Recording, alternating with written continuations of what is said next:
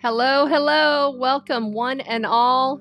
It is Chanda Sparkles, intuitive evolutionary astrologer, death doula, minister, sound healing, shamanic activator, and just trying to traverse these energies today. These energies have been heavy energies. Anybody else in the chat feel those heavy energies today? Let's kill a little of that, shall we? Let's just go ahead and take that right on out of here. Let me go ahead and move this over.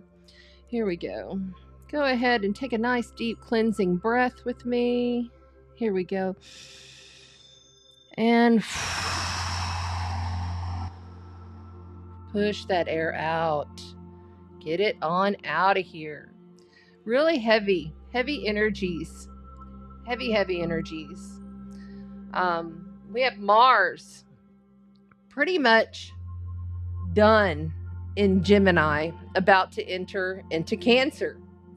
And Mars he's not exactly happy to be in Cancer, you know, and it makes it difficult upon us as humans because Mars is in representation of our will, of our drive, of our ego. You know, you can't be a human without having an ego. Anybody that tells you, oh, lose your ego. Well, okay. Only if you want to go ahead and go on across the Rainbow Bridge, I guess, with the rest of the pets. That's another thing I heard from someone yesterday who lost 2 of their pets in the same day. Now that's a first. I've never heard that before. And I thought, wow, because you know, Pluto stepping back into Capricorn at 29 degrees. If you're new to astrology, the 29th degree of any sign is considered an anaretic degree, which means all of the degrees from 0 to 28 are within that 1 degree. And each degree means something. If you're new to me, I utilize the Sabian symbols and the Chandra symbols sometimes, depending upon just what I'm called to, because each degree point has its own meaning in itself. Astrology is multi-layered, multifaceted. It is a science. It's not woo-woo. This is a science that we base on cycles, patterns, and programmings of the past to understand the present and possibly the future. But I will say, this is not a year where you can straight up predict a lot of things, although some of the things that I have come to pass in some form or fashion. I am also a psychic. I've been an intuitive psychic since birth.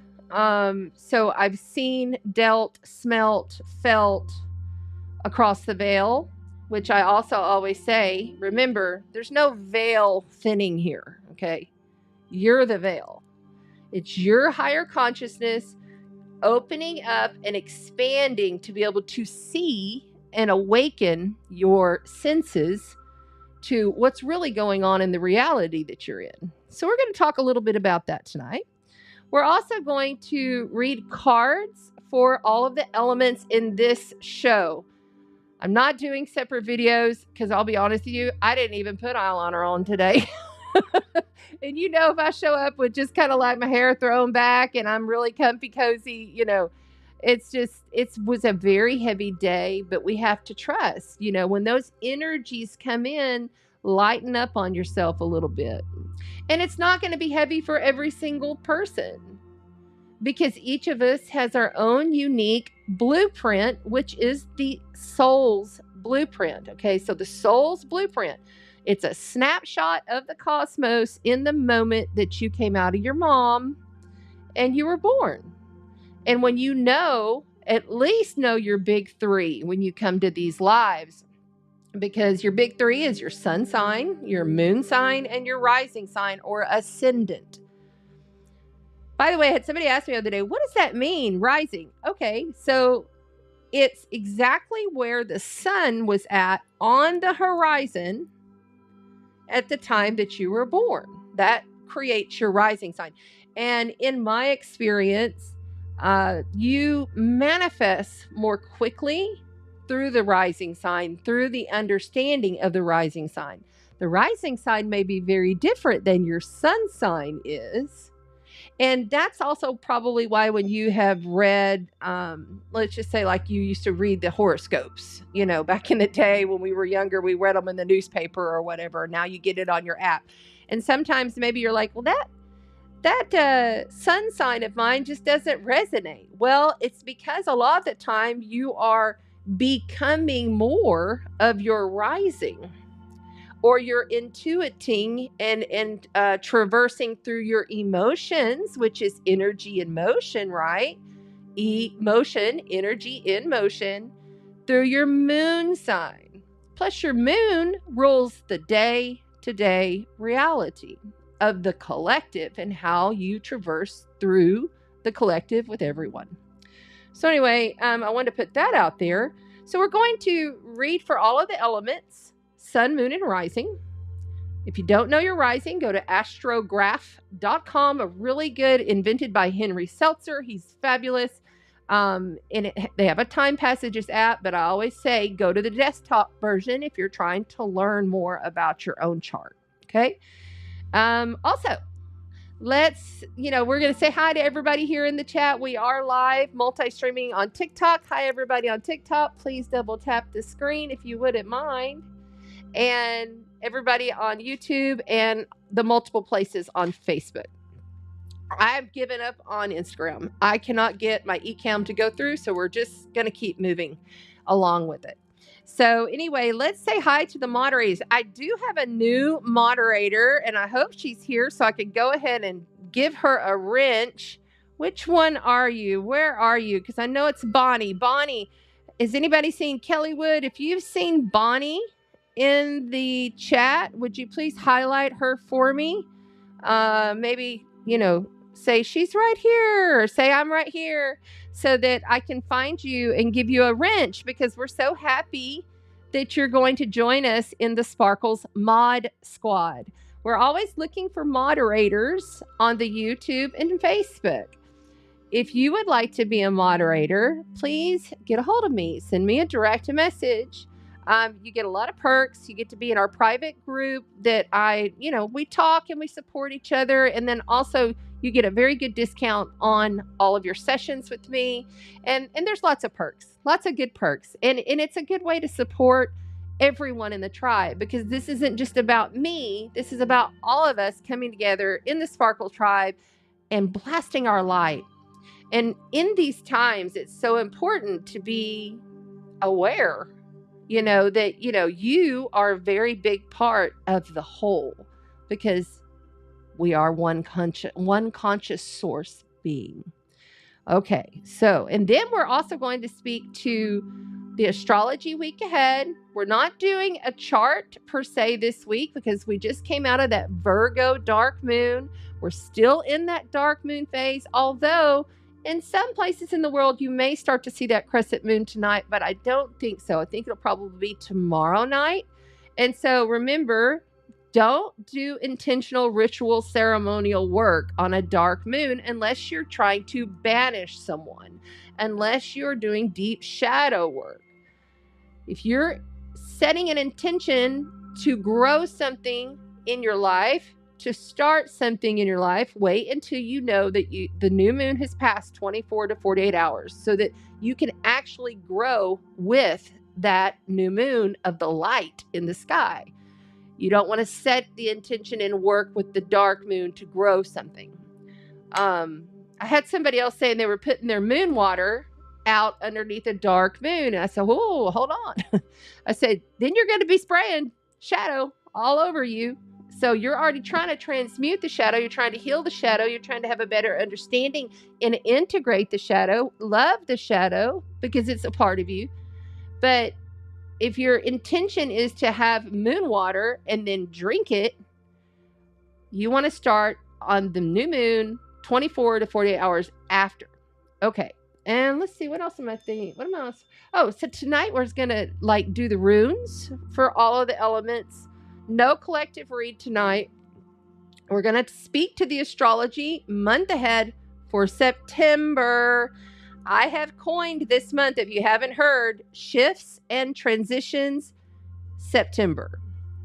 You know, and Mars is going to start entering Cancer tomorrow. So when Mars enters Cancer tomorrow, he's got to battle all the way through Cancer. Then he's going to step into Leo just for a little bit and then go retrograde. But it takes a while for Mars to really start slowing down. So he's just barely beginning. I don't even think he's completely slowed down quite yet. But this is something that I really want to enforce, because Mars is going to be in Cancer for many months, okay? The whole event of him going through Cancer, this is his first swipe of going through Cancer, where we'll be really hitting on that emotional body, okay? We're going to dive into that. And then step into Leo, go retrograde, and then come all the way back through a good chunk of Cancer, and then finally go direct, and then come out of Cancer in April of next year. So this is a kind of a long process. You want to know what houses are your Cancer house, okay, and your Capricorn house, because Pluto's over there in Capricorn now. You really want to know during these next couple weeks, especially where your Virgo house is and your Pisces house is, because we are in eclipse season now. Eclipse season is already here. People are already leaving. People are dying. People are crossing. People are leaving situations. We're already in this eclipse season, and it's a partial lunar eclipse in Pisces. Pisces is the last sign of the zodiac. Pisces is pure consciousness. Pisces is when we literally leave the body, and it's a completion, okay? We'll dive into that as well this evening, because I've got all of my notes. I've got everything lined out for the month ahead. If you want to have your calendar out so that you can mark dates, because I'm going to give you specific dates that are going to be like, hey, the energy's going to be a little wonky right here. You might not want to throw a birthday party on these days. You know what I'm saying? Or, hey, this is going to be a good time for, you to go ahead and go and ask for that job. This week is really kind of tough, because we have got Mercury in square to Saturn for the third and final time. He's already done this twice, and we'll talk about that and why and what. Our communications have been a little bit wonky, but thank goodness, as of tomorrow, Mercury is through his storm, which means he is finally gone through his burnout phase. He had the gazemis with the sun twice, and now he's coming up and he's rising. And if you look to the sunset, right, like if you look like maybe 20-30 minutes before, like when the sun has already gone over the horizon, but there's still a little bit of light out there, you will see Mercury on the horizon with Venus. And this week, you're going to see Mercury on the horizon with a crescent new moon and Venus. In the evening, it's so beautiful. So definitely get out and go and look either this evening, really probably not this evening, but you may see it this evening. I don't know where you're at in the world, but I would think for sure, absolutely tomorrow evening. Okay. And then throughout the week, but the next few days this week, you definitely want to go sky, get some of that new energy of that. Venus is so happy. This is such good for our money, our values, our projects, our beauty. It's time to beautify, and it's time to think about your home security during these periods. All right. I'm going to say hi to a few. Oh, we're going to also talk about the giveaway here in just a minute. I want to say hi to a few people. Hi on TikTok. If you're here, would you double tap the screen? Thank you so much. So we're going to do the card readings. We're going to talk about the month ahead astrology of shifts and transitions September. We're in eclipse season, and we're going to talk about the $300 value package giveaway, where you can win yourself a tea leaf reading from a 6th generation tea leaf psychic. She is very good at what she does. And she's also Reiki master, and she's giving away a really nice session where she's going to, read your tea leaves, and it's pretty cool. You'll like it. It's very different. And that's what I like. I like to highlight people who are different, unique, and we've already got a really fantastic sponsor for Libra season who happens to be a sun in Libra. You know, you just can't make this shit up. Anyway, so we got that already lined up for you guys too, coming up in Libra season. So really great prizes on stack. Robin Waters is here. Hey. It feels like a Monday. It does kind of feel like a Monday, Deborah. I think because of the holiday, right? For us over here in the States. Yes. And there's Kelly Wood. And I just want to say thank you to Kelly Wood. Thank you to Donna. Thank you to all the moderators in the Mod Squad for really, I was running a little bit behind. I had a kind of an emergency. Go figure, I had a home emergency this morning. It was like, you kidding me, right? Really? But Saturn is retro. Well, he's still traversing in my 4th house of home, family, foundations, and security. So it's kind of like, it's still getting hit. And, you know, it's just, and sometimes it throws my whole day off because I have things lined out and I can't do it how I wanted to. So I'm having to move and shuffle. I'm sure that you can relate, right? It's like, you can't plan anything. You just can't plan things in these energies. You know, and the universe is really asking us to step back and just be open to receive the unexpected, you know? Yep. All right. What else is going on? Solar flares. Haha. Deborah says there's some solar flares going on. I'll be honest with you. I haven't even checked them today. Was there a big one? I have not even checked it. I did not have time. Today's been wonky. And I was tired. I was just dragging today. Like I just did it. I was just dragging.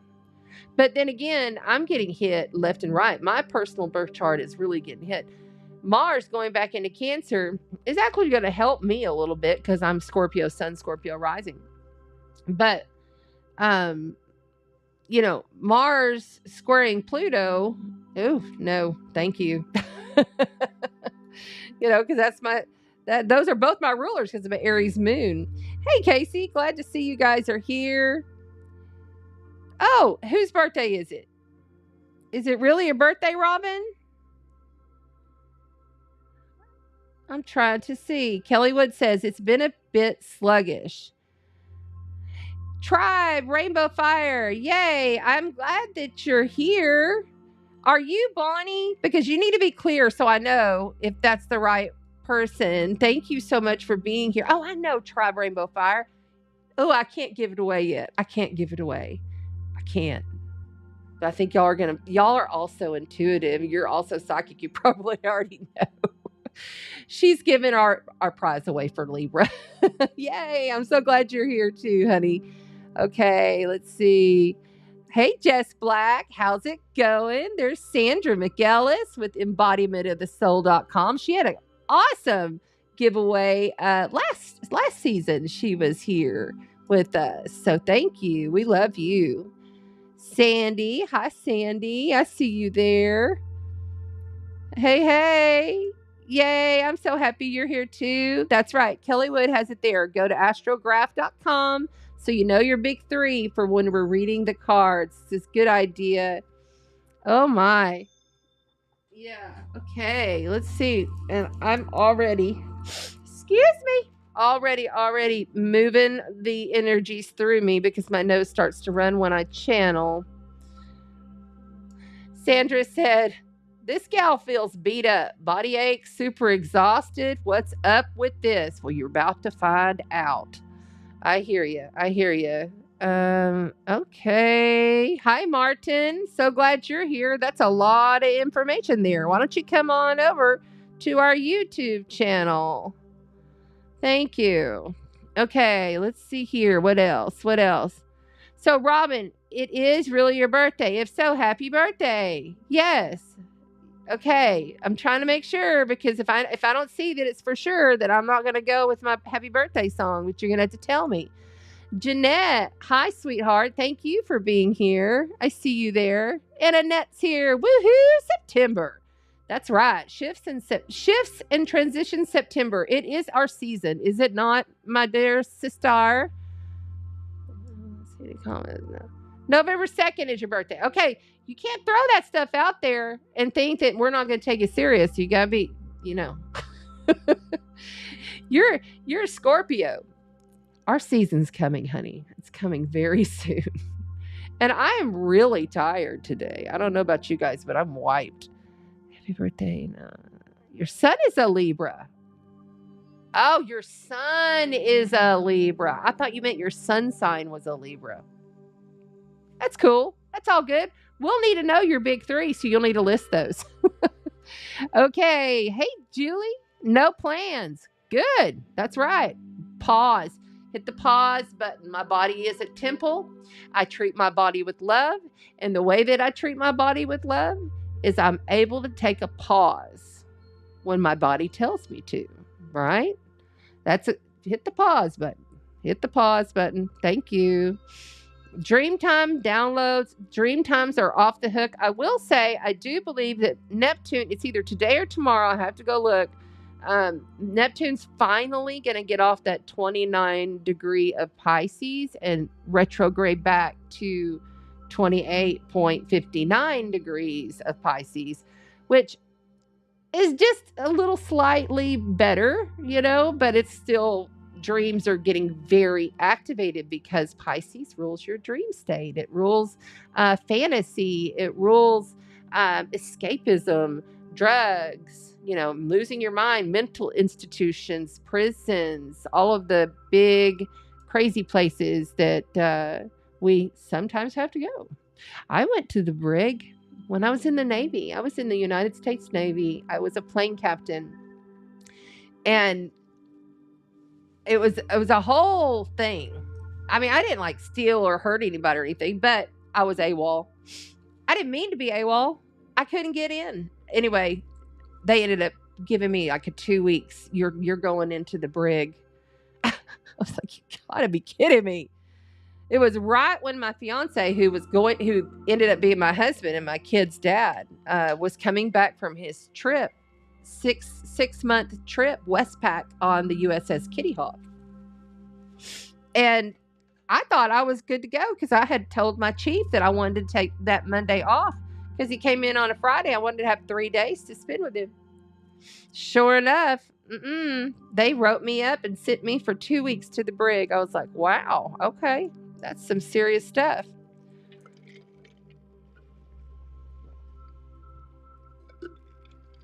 All right, Tribe Rainbow Fire. She says she's a Pisces sun, Leo moon, and Leo rising. Ooh, you're a double Leo. I'm a double Scorpio. Very cool. I love me some doubles. Okay, so that's good. We said hi to everybody. Hi, everybody here. Oh my gosh, thank you. Thank you for all the double taps. I appreciate that. I see that. Really raising that number up. That's very kind of you. Thank you. Okay. Whew. Yeah, I think that the chemtrails, so here's the thing with the chemtrails. I think when I see them, I think I'm falling back into 3D. I will say I have not been seeing them for a while around here, but I've been very high flying and I feel like I've just abolished them from my timeline on the chemtrails because we are creating our perception of our reality through our heart field, right? Our life force field. And I haven't seen them. So it's interesting that you're seeing them again. But then again, we have Pluto popping back into Capricorn, which is going to make us feel very 2020-ish. And the whole collective is it's almost like you feel like you've turned this corner and things are getting better. And then, but something happens and you have to go and revisit some things from the past that were initiated and slowly transformed since 2008. I'm not sick, y'all, but woo, nose is really running. So let's go ahead. I'm going to take these banners down. Don't forget to please make sure and come back to the YouTube replay. You comment and you like, and if you haven't already subscribed, it's free. You don't have to pay anything to subscribe on YouTube. That's how you can support me, but that's also how you get your name in the drawing. Okay, so you want to get your name in the drawing. You want to get the name in the drawing, right? So, is it this one? Oh, no, wait, hold on. I'm on the wrong one. Get back out of there. So you can win a $300 value season giveaway from Cat's Unity of Corpus Christi. And just so you can see what all we're giving away, she's giving away this really nice, it's a pretty big box. This Cup of Destiny. It's a actual traditional fortune teller cup. See here, I'll show you the back. See, the cup isn't, it has all the symbols. See, it's so cool. And it has a book, a guidebook, and it teaches you how to do it. You're going to win a session with her. She also included Superman crystal, which I coined it that. I don't know. I know Kat doesn't mind if I say it. But to me, this crystal looks like it came from the Superman cave. I can't remember what we call the Superman cave, but this is a clear quartz crystal. It's pretty cool. It's pretty cool. She's got that. And then she's got the Witches Tarot deck, brand new set, Witches Tarot deck. This is all the winnings that she brought over. And she's got a smudge soap. And, oh goodness, I myself have thrown in my Healing Through Humanity blend. Smells so, so good. It's got stones, crystals, herbs. It even has cow bone in there. Cow medicine. So that's some stuff. Peacock feathers in there even. Like there's so much in that blend. And I even to this one I added a starfish. I added all kinds of things, and I could smell it. It's still in my woo. And I have these wonderful citrine earrings. You're like, get the blend out of here, lady. Let's see the goods. These are gold and citrine earrings that you could win to wear on your little ears. Or off your belly button, whatever you want. You may be a freak like that. I'm cool with it. All right. And I also have, thank you, Annette, for this. I also have the cannabis cones. Some cannabis cones to keep it all groovy. Prosperity oil in here. And then I have added an affirmation, special affirmation card in there. That's just for you, for me. So that is a package over $300 value. Like, subscribe to the YouTube channel, comment on the replay video. It's the only way you get to win. So make sure you do it, okay? All right. Yes. Oh, Roxy says she's a Pisces sun, Aquarius moon, and a Pisces rising. Oh, nice. So you got double Pisces. I get along very well with Pisces energy. Myself, I get along with pretty much everybody, but if I clash with anybody, it's normally at first I clash with like Aquarius, but then after I get to know them or they get to know me, we can be best friends. But sometimes I clash with them, but most of the time all Pisces, because I have a big chunk of 5th house Pisces. And I'm a water sign, so your water sign sister, you know. Okay, we're gonna talk about some astrology. Let's do this. Let's go ahead and take that down. Thank you so much to Cat's Unity.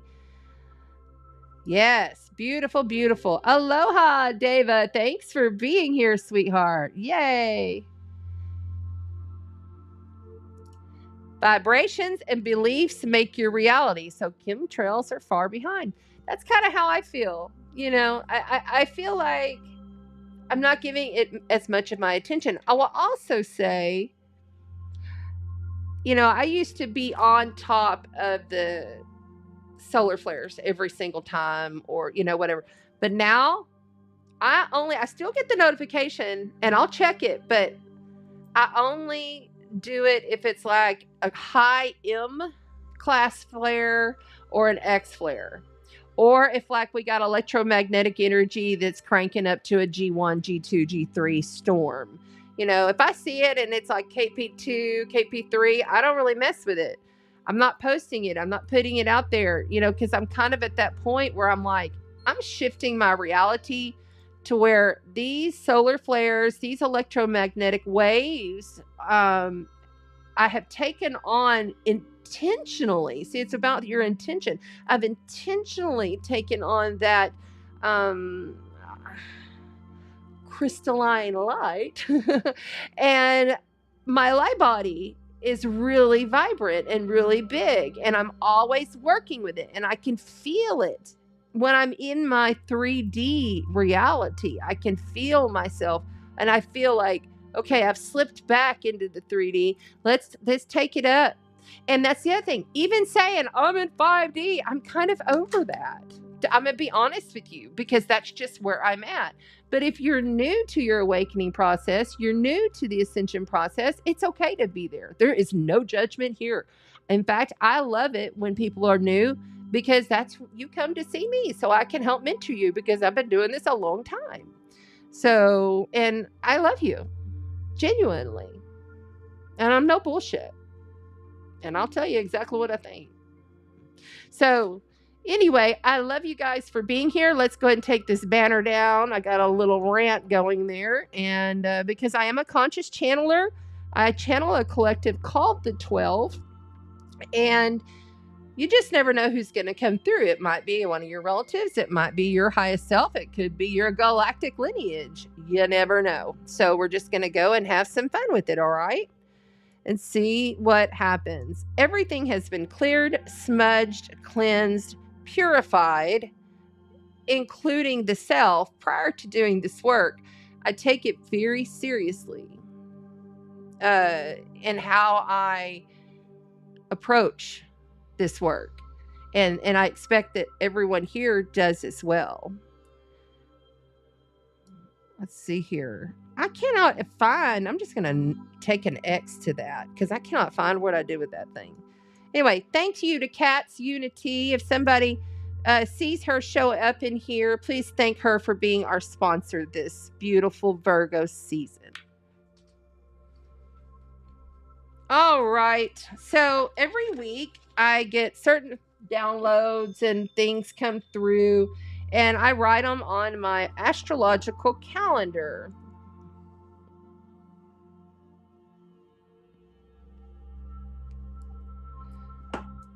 And let's go ahead and just clear.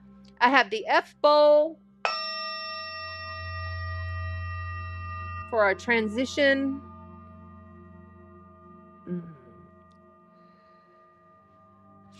So this eclipse season, I have coined both the Pisces eclipse and the solar eclipse in Libra coming up the 1st, actually it's the 2nd of October.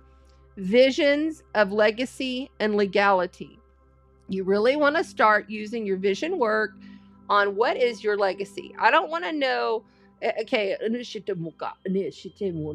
they're coming in very strong.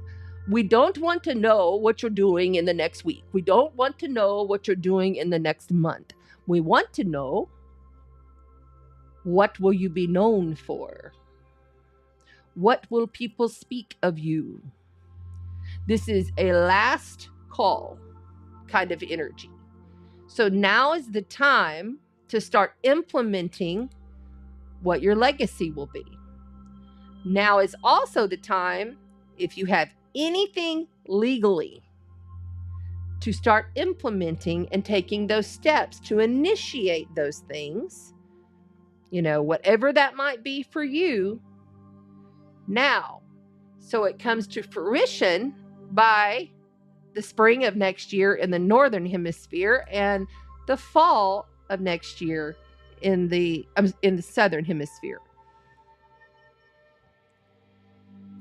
This season is very fast. Virgo is always a very fast moving energy, and sometimes it can be very overwhelming. The anxiety gets wrapped up. Mercury is still in Leo, and Mercury isn't at his best in Leo, and he's just about to be visible in the sky. So I don't just take into consideration the astrology. I also look at the helio okay, which means the actual sky, you know. And when planets become visible, they have gone through a death and rebirth process. Think about when you have gone through a death and rebirth process to some facet of your life, or something that you used to be and now you are not.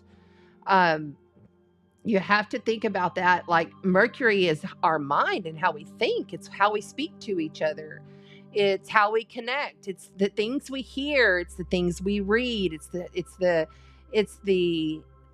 wisdom and the higher knowledge that comes through, that we put out as a scope, kind of like a periscope, right? But it comes through our mind. And when Mercury is a little off, that kind of can throw us off. But now he's becoming visible, and you should start to feel very clear, especially when he enters back into Virgo next week. He enters into Virgo, he's in his authority. He's at home, and you'll be sharp. You'll be a lot sharper on your mental. Your emotional state may be a little wonky because of this Mars Cancer energy. I wrote, embrace differences and rejoice in the similarities. Embrace the differences and rejoice in the similarities. And this is another one. This is kind of totally, this was like 2 days ago when I was in meditation. I sit in the pyramid over here and I do meditation prior to going into sessions with clients or coming here onto this. And the space arcs are under the sea. The space arcs are under the sea. So yes. Shekomate naku nashite mo nakai. Onashite mo kaki una ishiti kuranti shimo nake. So these arcs that live under the sea are held by these two massive beings, and they are the rulers. Well, not the rulers, they're the guards, kind of like they're the guardians of the space arcs. And it's not like an ark going in the sea like you would think of in the biblical story of Noah. These are literal arcs, and they look kind of like a real thin half, like a cone, but they're real thin, and they kind of arc like this. And they are being held for us to rise. We are also in a transitional phase for Mother Gaia.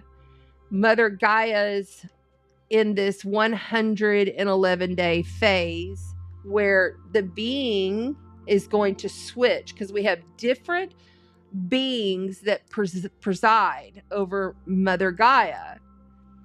Okay, and in order for that to happen, all aspects of self of that being must be out of carnate. They can't be incarnated. And so this is a big transitional phase that we're in, okay? And so we're looking at, the next few months, and by winter solstice, they said that's when the new being will be taking over for Mother Gaia. For the new earth. New earth. Yeah, another one of those fucking terms, right? It's just, it is what it is. How else do we explain it, right? This has been a breakout of personal illusions that's attached to the guardians that hold these arcs under the sea, with the civilizations that are under the sea. They are right there. I've seen them. They live there. It's a whole civilization. It's just in another dimension. You just can't see it, right? Unless you're really looking and you get flashes. What was once feared has become normalcy. That's another thing I wrote. Break out of the personal illusion and trust in the magic. So here's the thing. I'll just tell you one of my examples here of trusting in my magic with a K. I've been seeing little flashes of baby kitty. very frequently. There was an opportunity for me to go get a beautiful kitten. And I chose not to for a couple of personal reasons. One, I'm just so busy. I don't have time to train a cat. The Sparkle Shack needs a little love, from a kitten, but I just don't have it in me right now. I just lost my cat a few months ago. I'm not ready for it yet. But I'm not longing for a cat. Like, I'm just not ready to have that responsibility. I have many other responsibilities that I'm behind on. So as soon as I made that decision, like literally, I started getting little pixelated glimpses. You know how when you have a cat or you have your dog, especially cats, your cat normally hangs out in those certain spots around the house. Like they're in the floor by the rug, or they're laying up on their favorite perch, or, stuff like that. It happened to me 3 times just this past week. Okay. And I say this past week, I come here every Tuesday. So that's what I'm talking about. Since I was here last Tuesday, it happened to me 3 times where I would just look and then baby kitty'd be there. And he'd just be standing there, just looking at me. And I was like, oh my gosh, this mic. Okay. I don't like the little shadow, but I don't want the sound to get wonky. Okay. There we go. So yeah. So there's a lot of different things that you have the ability to see. Understand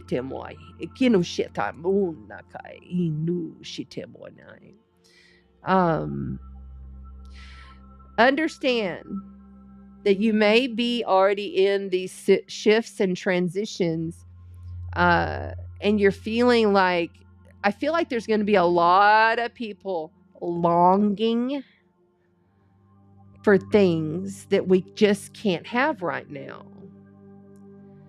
And we're going to get very clear this month in September on what is not working for our individual life.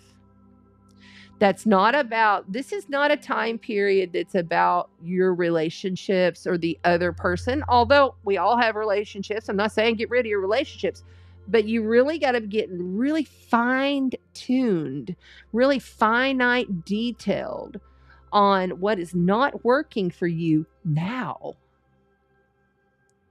so that you can go and get fine detailed in Libra season on what's not working for you in your relationships. And then when Scorpio season comes, it all gets transmuted. It goes to the underworld. It raises like the phoenix rising from the ashes, Scorpio season.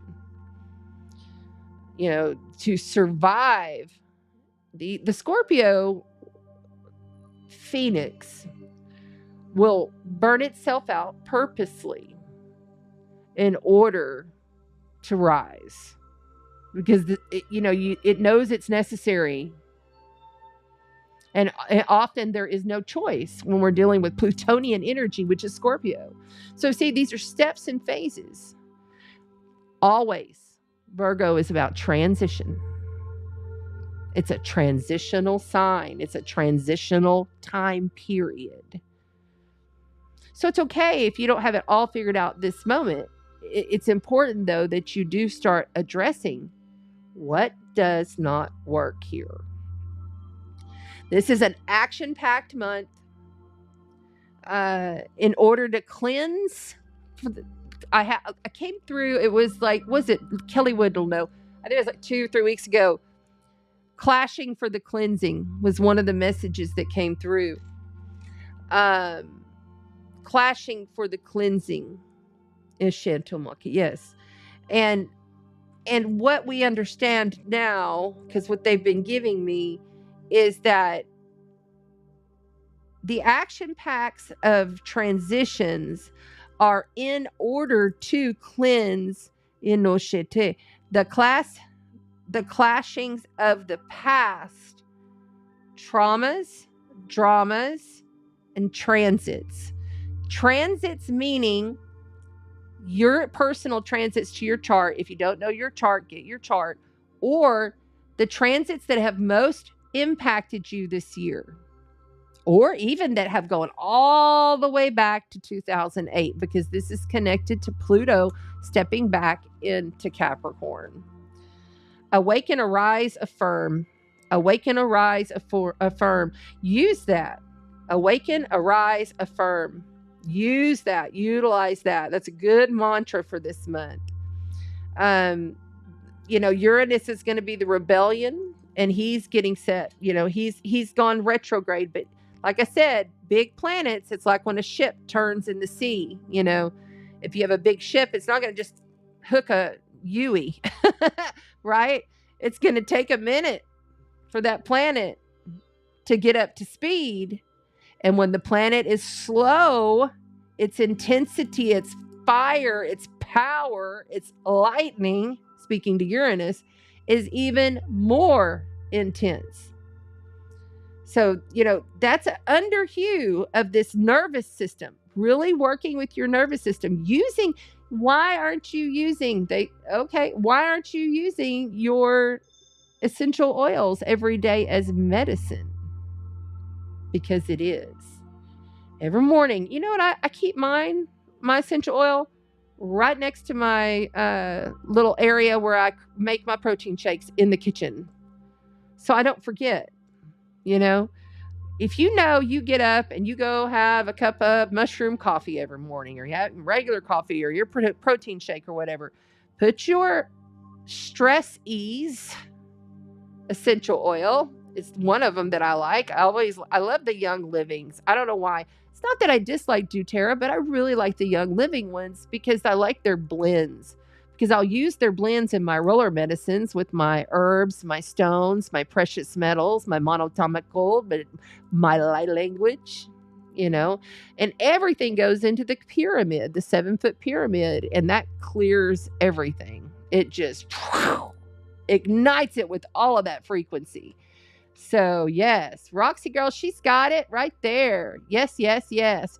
Thank you. Yes, essential oils. Yes, I just bought a whole thing of the rollers, and I've just got to do it. I've just got to make time to do it. It's happening. It's happening. It's my goal. I've got it sitting out where I see it visibly every day to remember myself to do it. But I'm so busy all the time. Okay. So making sure I didn't miss anything.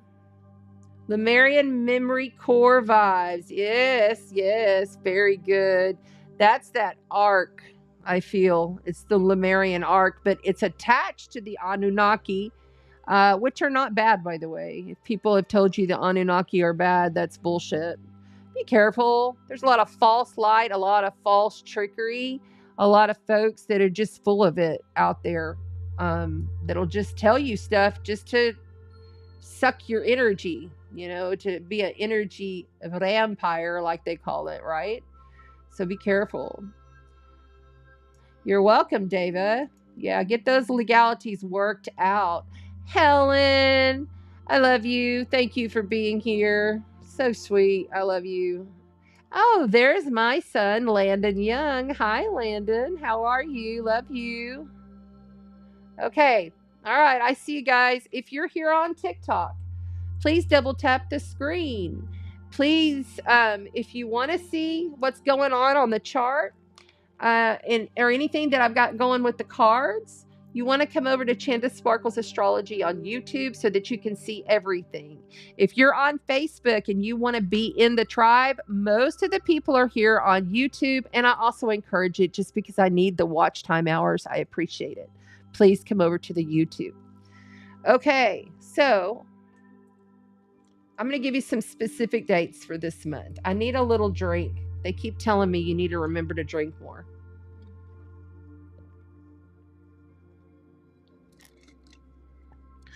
So I pulled out my Aries Ram cup.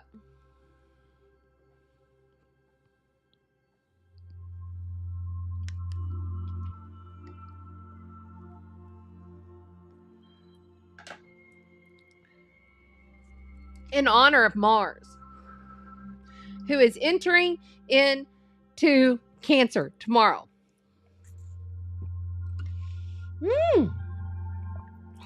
I'm really getting high on these energies. Okay. So tomorrow, Mars enters into Cancer. What does that mean? We're talking about our home, our security, our family, our emotions. This is going to be an aggressive ride. People are going to get cranky. People are going to get their butt hurt. People are going to have like real sensitive feelings until April. Now, there is a short while from November to December until like around January, whenever Mars retrogrades back into Leo. Okay. And we'll have lots of fiery passion, like we have been having. But Cancer they can get very crabby. That's why it's Cancer the Crab. We love our Cancers. They're very sensitive. They're nurturing. So it's all about your nurturement, right? So I wrote here, and we got to remember when Mars steps into Cancer, that's a world fate point, fated energy. When it's on that 0 degrees tomorrow, it's Mars on the world. So I expect to see big world events this week, world happenings, because all of the cardinal signs are world point signs. And Mars is what's called at fall or debilitated when it's in Cancer. So it doesn't operate as well. Mars is the warrior. He wants to rush forward. She wants to pull out her sword and her shield and battle and plow through things. And in Cancer, it's all about being at home. It's like Mars has got to learn how to nurture herself.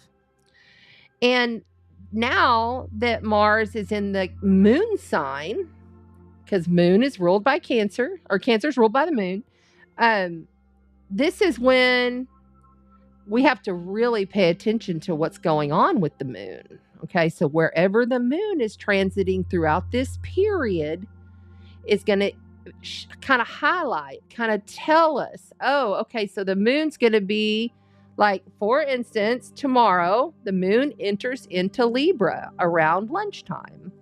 So Mars is going to be on the world point just a couple hours later. And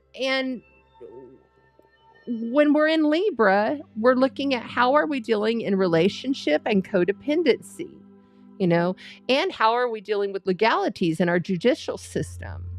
Libra wants things fair and balanced. Often Libra will tell little white lies just to keep the peace because they'd rather not deal with the stress of the BS, understandably, right? But that can also get you in trouble. I have an ex-husband, and I call him, if his lips are moving, he's lying Libra. Because it would be so crazy. He would just lie about some of the stupidest things. And then I realized he was lying about big things, and I divorced his ass. So just know this is about our emotional wounds getting cut out.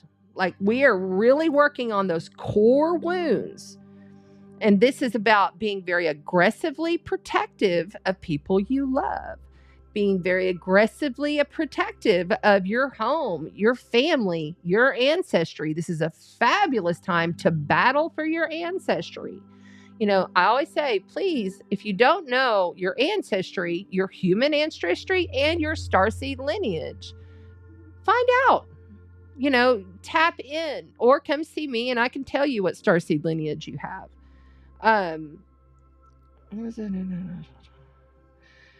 This is currently good. This is kind of like a ride or die energy. This could cause a lot of fights and a lot of emotional trauma coming to the surface over this 6-month period. Okay. And I feel like it's time for, so that we're real clear. When a planet goes retrograde, it comes in and it's going over all of those degrees through Cancer. All right. And then it's going to go in and it's going to come across all of the degrees in Leo. And then it's going to go retrograde. And once it does that, I have to double tap this screen if you're here on TikTok. Thank you. And once it does that, this is our first swipe. This is our first initiation to get it right. And then if something doesn't happen or you don't do something, let's just say you know that your hot water heater is 12 years old. And at any moment, that thing's probably going to go out. Go ahead and take the initiative now to get it replaced. If you know there's something going on with your home, your family, and where you live, okay, go ahead and take the initiative now. Because when Mars comes back over for the retrograde over all these degrees in Cancer, that'll be the time when the thing explodes and causes a flood, and then you've got this whole huge mess. Now, I'm not predicting that will happen to you, and I'm not putting that there on you. I'm just giving you an example of what could be in these energies. Explosions. This is volatile. This is war. Mars is the war planet. And fuck, the family thing. If you got family issues, if you got family stuff, it's really, for sure, this week, I would not even mess with any of it. Like, if you got something going on within the family structure that needs to be addressed or you're fighting for, definitely not this week.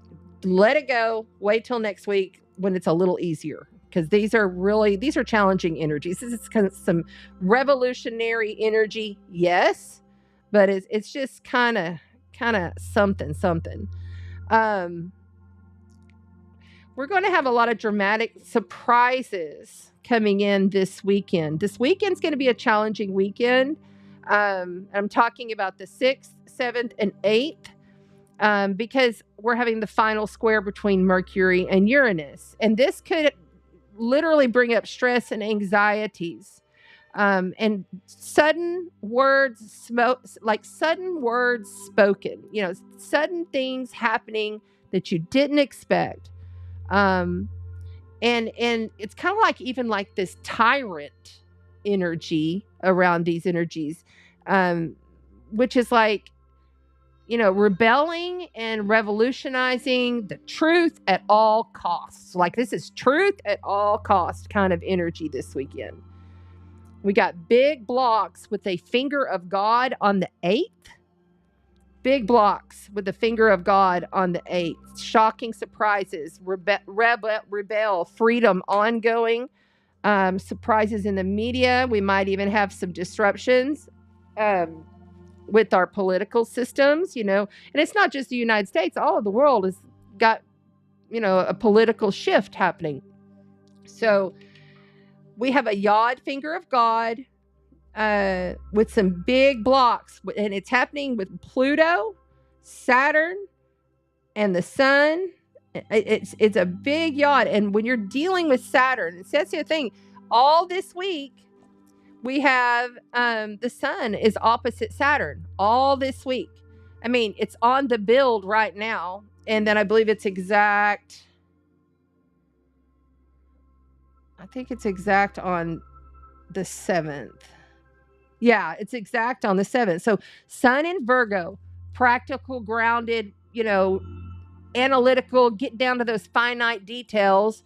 I want to make this happen in my day-to-day reality and how I work and how I heal myself and health and wellness. Opposite Saturn in Pisces, who's going, hold on, stop. Did you bring your faith into this? Is this something that's seriously in a line with what your soul's incarnate goal is here? What is your soul's goal? Saturn is spirit into matter. Saturn is emotional discipline. Acting in a integral way with your faith, your word, and what you're doing. And if anything is not of the utmost high of integrity, Saturn and Pluto, because Pluto is also involved in this finger of God, is going to cut it. And Pluto says, this must transform now or die. And I don't give two sticks how it happens. And I would not be surprised if we end up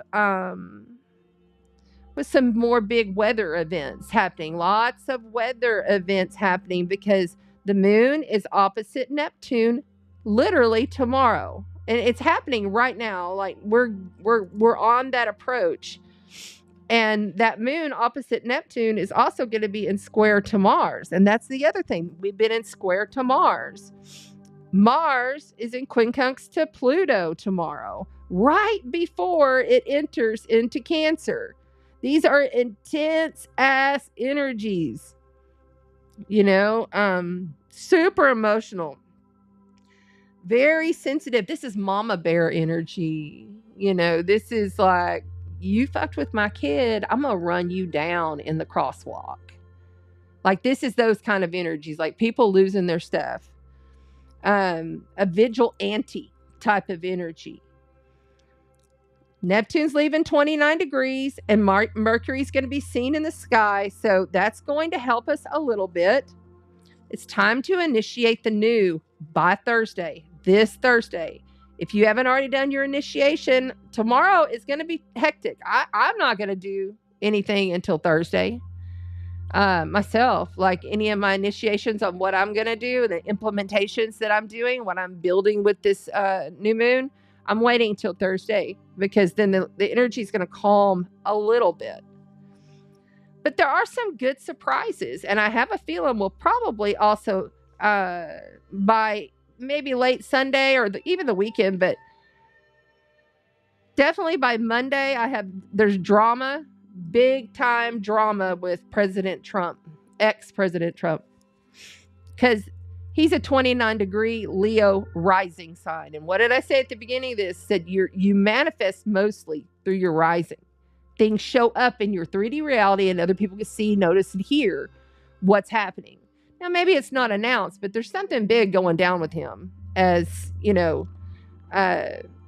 all of this dramatic energy is happening, with Trump.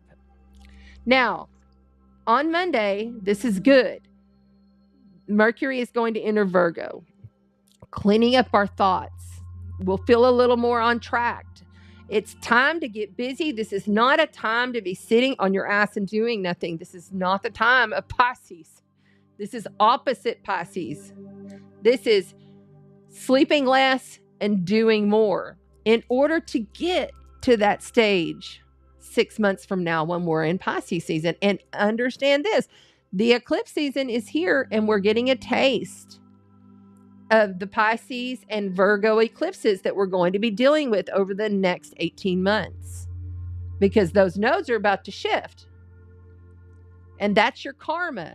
Your north node is the collective karma, what we're doing, where we're going, what we're learning to implement and integrate and have better understanding how we do things differently in a better way.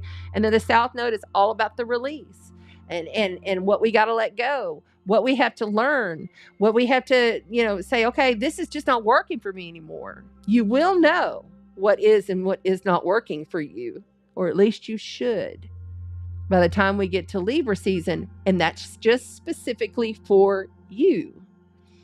Big banner. I would like a banner that says health and wellness. Handling your health and wellness situations, whatever that may be for you, is now so that you don't have problems 6 months from now. All right. Now, I'll be here next Tuesday, but I will say on Monday, the moon is going to enter into Sagittarius in a square to Mercury. Okay. And that moon is also going to quincunx over to Mars. So when we're in Sagittarius energy, it always feels a little more jovial. It always feels a little more optimistic. It always feels a little more, I want to look at the bigger picture here. What is the bigger picture? But it can also be very boasty. It can also be very out there. But I do feel like because that moon is going to enter Sag around noon, and I'm in Texas time, so you'll have to adjust. But it's going to enter Sag around noon. I feel like the last part of the day for Monday is when you want to move forward on things. I would try to keep it on low key and try to just like, I I don't know. I in the morning, I would do other things. I would focus on my own health and wellness. I would focus on, not approaching the subject on, because people are going to feel a little lighter by the afternoon next week. Okay, so that's the week ahead. Now, some dates for the month. So we already know that Pluto has entered Capricorn on the 1st, and Uranus has gone retrograde on the 1st. All right. Mars enters Cancer on the 4th. Then we have Mercury entering Virgo on the 9th. And I'm going to tell you right now, next week is a more optimistic, a little bit better week of energy. Okay. Next week, the 8th, 9th, 10th, 8th is kind of rough, but really the 9th through the 10th. And then we're coming up on that eclipse. Now, keep in mind, I say it's a little bit better, but this is an overall general understanding. This is not, for every person. So understand that very clearly. I mean, I'm doing my best here to talk to everyone.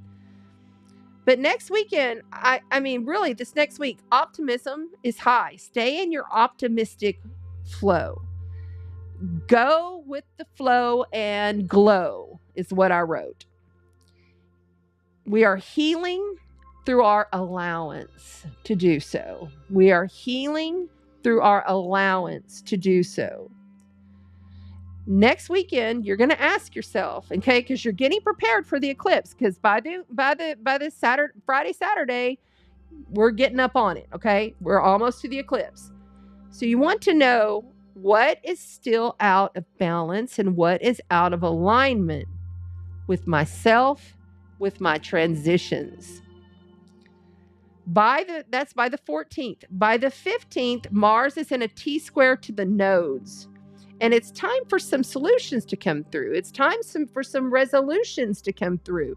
I feel like that the 14th and the 15th, we're going to have okay, I'm getting there. I'm figuring this out. Things are happening. And then the 16th and the 17th, we're heading into the moon in Pisces, about to be partially eclipsed. Now, just because it's a partial eclipse does not mean that the energetics are any less. It is still an eclipse, okay? And this is an eclipse that I'm calling the portal of longing through the deep shadow. The portal of longing through the deep shadow. Now, what does that mean?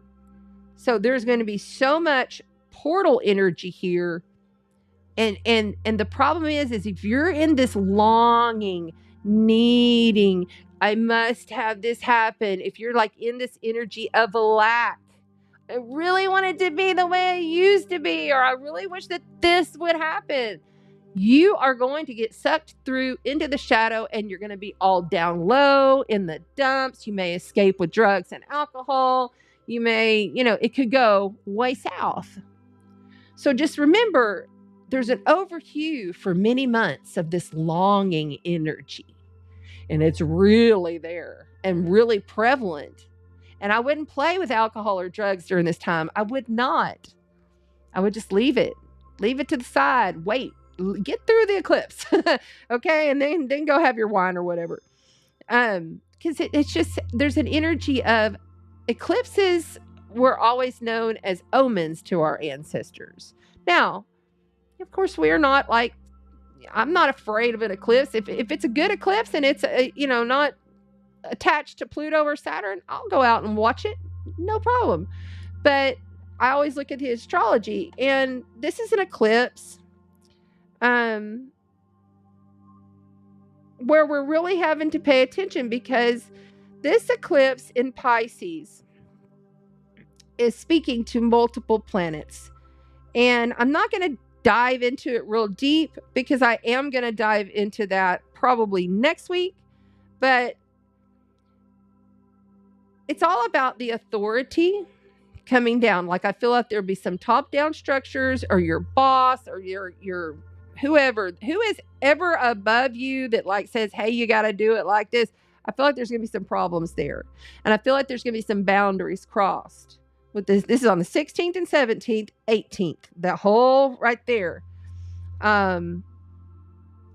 This is deep shadow processing. This is deep. This is subconscious shadow processing. Don't get lost in confusions, illusions, and delusions.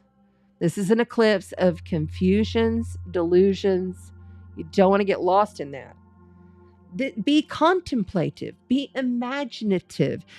Use your visionary work through this eclipse. There is an optimism and a dynamic fantasy involved with this eclipse, you know? But that moon has to cross Saturn, and then it gets eclipsed. So it's like the moon's got to come in, have a deep, serious talk with the top-down authorities, and then it gets eclipsed, you know? And it's in square to Jupiter. And so if it's in square to Jupiter, everything's becoming more inflamed. Everything is magnified. Jupiter's going to magnify whatever vision you have. Jupiter's going to magnify whatever it is that you're focusing upon. And it's real easy to get sucked down into the shadow during this eclipse. So, all right. And then the next dates I want to give you are the Sun and Venus both move on the same day on the 22nd of September. Master number 22 day is a powerful day. This is air element coming in to take control. Let me just tell you, the Sun moves into Libra, air, cardinal air, Libra, and Venus moves into Scorpio. Venus is not happy in Scorpio. She doesn't operate as well as she does in Libra. Okay? So we got to keep that in mind. I feel like the 22nd, I just wrote it, is a wild card day. It's going to be a very interesting equinox. Then we have, and that now that we have Sun in Libra, and then we have same week on the 26th, Mercury moves in to Libra. So these two are still traveling together, you see, you know. It's really interesting how there's a lot of rough stuff in the middle of the month and at the beginning of the month. And then towards the end of the month, we start to feel this like I can speak out on these things and I can have a little more optimism on things. And I'm going to express with more of a positive cleansing for the clashing for the cleansing. You know, I literally wrote it on the 28th, express yourself. What's the song? Na-na-na-na. Express yourself. Anyway, cleanse for the clash. Clash for the cleanse. You can put those back and forth. So when you come in, and that basically means that once you've made through all of that and you've been on an uphill battle time after time, just be thankful because you just cleansed through the clashing. That was one that I came in, I think it was 2 weeks ago. I can't remember. And it's a very powerful, dynamic close to the year because you got to realize we have the eclipse and then 2 weeks later we have a solar eclipse. Eclipses always come in pairs. So really, really big bang as Mars is in this trine to Jupiter at the end of the month on the 30th. And we're really feeling the Jupiter-Chiron sextile and the eclipse that's coming. There is a Cazimi. That's right. The 30th. The Cazimi. The Sun and Mercury Cazimi again. They just Cazimi not too long ago because he went retrograde. Now he's catching up because Mercury's flying fast, right? So big Cazimi. Epiphanies, aha moments, explosions of knowledge, higher transcendence information being downloaded into your third eye. This is very powerful. End of the month. because then 2 days later, we have the legal importance Libra solar eclipse. And that's the last solar eclipse for 9 years that will be in the Libra axis, because all of the eclipses are now shifting to Pisces and Virgo for the next 18 months. That's going to start next year. So let me make sure I didn't miss anything. Remember, as the moon moves into Scorpio this Friday, okay, so the moon in Scorpio, this is Plutonian force energy. And this is transform now or die energy. This is shocking surprises also happening because Mercury is in that square to Uranus. And we're going to get a little moody, you know, it's going to get a little dark. It's going to get a little sensual and sexual. And the money, I think that we'll see something in like cryptos or the stocks or the money or something's going to come on full force this Friday. They always do the shit on Friday anyway, because it's the end of the week. People aren't paying attention. Boom, stock market crash. And yes, I do believe all that stuff's done on purpose, but you know, it is what it is. You believe what you want. So this is about rebellion and freedom. So I did want to mention, with that moon moving into Scorpio, really enjoy some within time this weekend. You know, really enjoy diving into your shadow. Cry it out. Come get a sound session. You know, let's move the energy etherically. Pluto is really a big player, but you got to be careful for these traps this weekend. You know, it's that trap of really getting lost in your shadow, getting lost in the sadness, getting lost in the dark. You know, don't trigger anything that's going to put you there. In other words, yeah, okay, big, heavy psychic intuition type of energy. And there is the end of the astrology. I hope that helped everybody. That's right. Move the energy. Move the energy.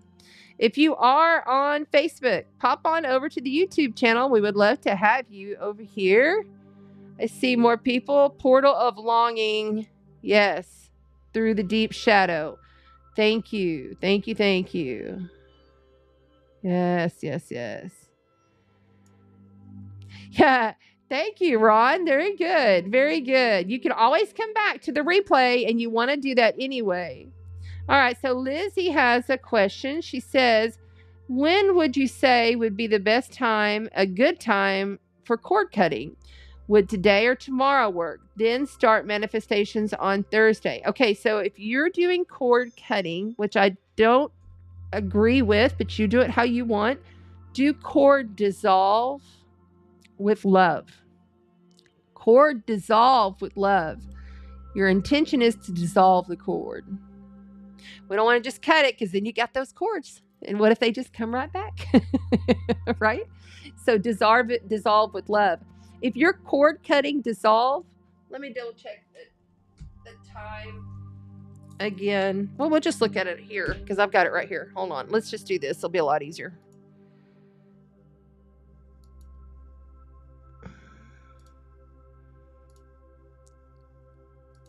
Oh, wait, not that yet. Okay, so let's just go here.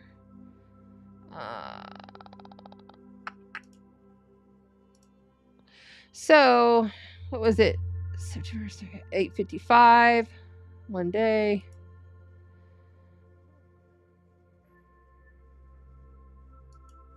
I would be doing the dissolve by the 4th. Excuse me. September the 2nd. Yeah. What is... No. Hold on. What happened there? What happened? Oh, I see what I did. Yeah, I was right. The 4th. I would do it on the 4th evening, because even though you're cord dissolving and you're banishing, you still are making that intention for that person to not come back to you, right? So yeah, I would wait until the 4th, because you want to work with the light of the new moon to set forth the intention that you're banishing, like you're letting go with the dark moon, You've already made your intention. You can even write your things out or whatever. Prepare all your stuff on the 3rd. You know, tomorrow would be a really good day to get it all prepped and then be ready to go with it on Thursday. Yeah. Okay. Yeah, just so y'all see, because right now, I'll go ahead and show you this real quick.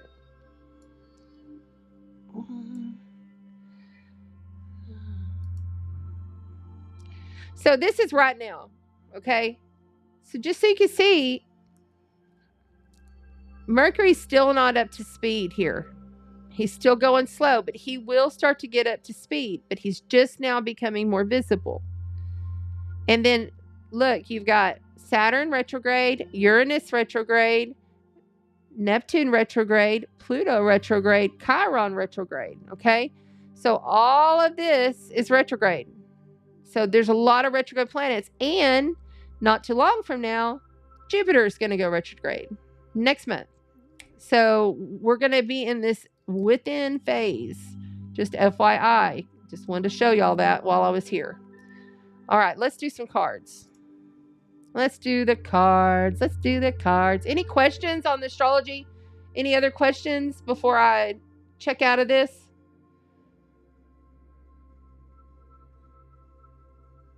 And if you wrote it way back, remember, all of your chats on YouTube and Facebook are all coming in one stream for me. So if you wrote a question, just copy and paste and put it again. And if you need notes, Kelly Wood's normally very good. Thank you, my love, for putting the notes in the chat. And you can always come back and look at the live chat on the replay. The Smoky God. Nice. That's all right. Love you too. Have a great day. Thank you for, have a great week ahead, Ron. It's all good. Exhales like a dragon. I like that. Ron says, exhales like a dragon. That's cool. Okay, so I'm going to get on the cards now. Let's do the cards. Come on. Why is it not popping up? There it is. Okay.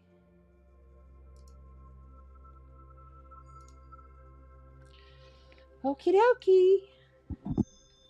So if you wouldn't mind. Oh, yes, she's got it. Fire is going to be first tonight. Perfect. Thank you, Kelly. Thank you much. Remember, if you have not liked this video, please minimize me now as I am announcing the card decks, and give it a thumbs up. And remember to come back and always comment on the replay video to get your name in the drawing with Cats Unity's $300 value giveaway. Okay, and you can only do that on YouTube. You have to be on YouTube in order to see the cards, to see everything that's going on. It's Chanda Sparkles Astrology YouTube for y'all here on TikTok. So y'all can just like come on over there if you want to see everything and get involved, or just hang out, whatever. Okay, so we're playing with the magical messages from the fairies, because did you know that Virgo season is all about the fairies? I had this book pulled out. I was going to tell you some things about Cancer, but I think I'll wait. We got a little time on that. We'll just keep on trucking here. We're also playing with the Everyday Enchantment Tarot tonight. Everyday Enchantment Tarot and the Gilded Tarot. I've got such a mess over here. There's just it's because I have all this stuff in the background. It's like a little much. I'm going to move this over this way a little. There we go. It's like I'm not centered or something. And I had to bring out my Texas tornado again. I had my witch, but I moved her over to the other side. And we're going to play with the tarot for empaths and energy healers. And just because Virgo is all about the animals, I had to pull out the Grimlikins Curious Cats Tarot and the Goddess Kali. Because quite honestly, and if you didn't see it, go check it out. It's on my community tab on YouTube, and it's on my Facebooks, both my Facebook pages. I took a picture of the card that came out last night because yesterday evening I come in and I smudge and I bless and I, intuitively pick all the cards and I do all my prep work. I couldn't believe it. The card that came through, and I can't remember exactly which one it was right this moment, but it was exactly how I would describe the energy of Mars in Cancer. Mars in Cancer is going to battle to the end, and they're going to defend what they love. And it could get ugly and nasty, but it's always for the battling for that underdog, really. But at the same time, they can get extremely sensitive. People are going to be triggered like a mofo. Like this is a big trigger period. So remember, every trigger is an activation, activating you to step up and say, how am I going to respond to this energy? Oh, I remember. I'm going to respond with love and kindness, and I'm just going to let this go, or I'm going to give it to them because I haven't stood up for myself. It's up for you. It's your choice. No judgment either way. You can do it however you want, right? But it has a lot to do with family. It's the mother of the zodiac. You're talking about a moon-ruled sign. I would not be surprised if we have all kinds of water events, if we have all kinds of, and this is all over the world, if we have, hot lava, that is Mars in Cancer, hot lava exploding from the volcanoes,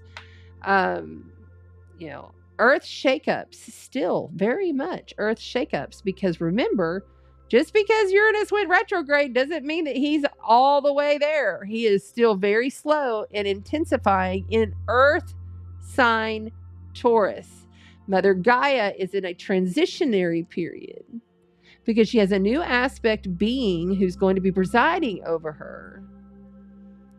And so this is a big transition period on multidimensionally, multifaceted quantum levels that we just don't even in our human mind fathom how really critical and important this period of time is between now and really 2027. It's going to change the way everything is. Everything is shifting now, and we're already in the light. We're already we've already won and done. That was good. Thank you. We're already won and done. Don't stress. We're already one and done. Okay, so what are we doing here? Oh, fire. Thank you.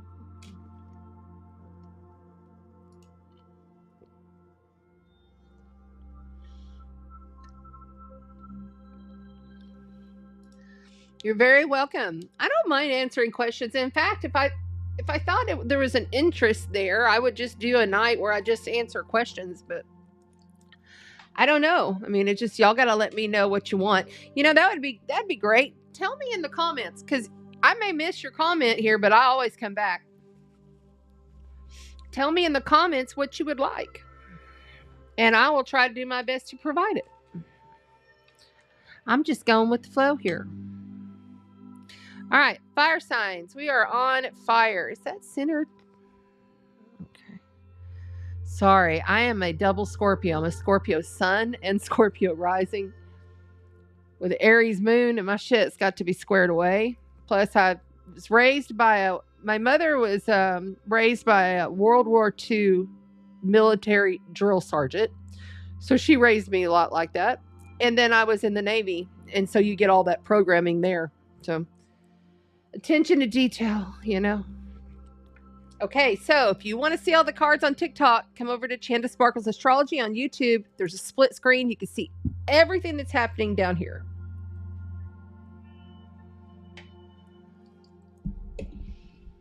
Let me make sure I haven't missed.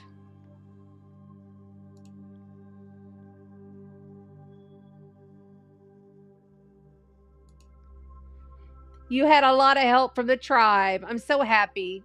Thank you. Yes, dissolve with love. Dissolve with love. Try not to. Perfect. Magnifying the magnifying glass.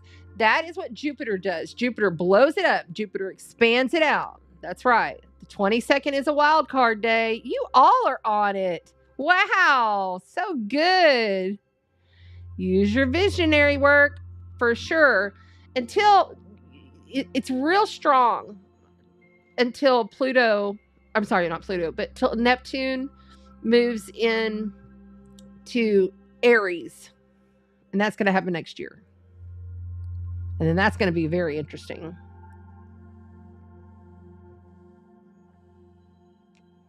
All right. I'm going to clear with the tincture bells. If you're sensitive to high-pitched sounds, turn your volume down.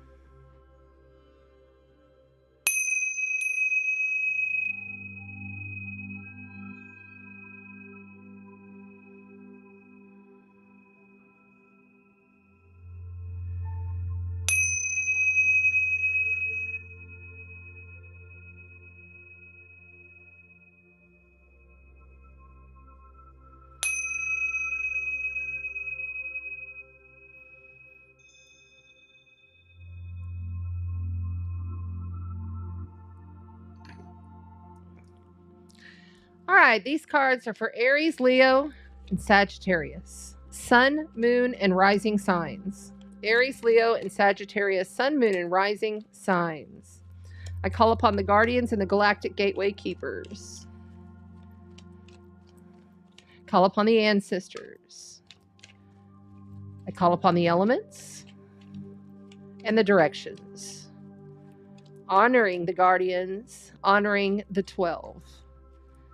Inoshikamoka naki ikishidrumakadahai inushitemoka nashi inishi unakina urishinamokokana inishirumaka inishitimunaki inoka shite moka hi naka shite moka onaka shite mo urambashate kemona I inu shite kumahai ushaka.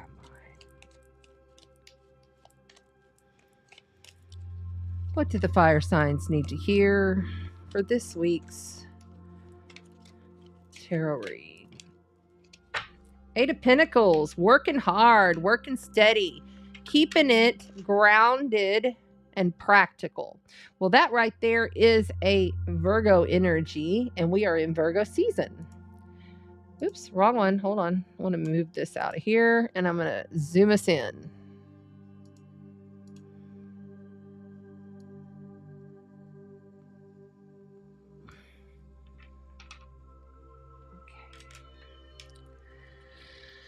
So the Eight of Pentacles, that person is diligently working through the night. They are dedicated to what they're doing.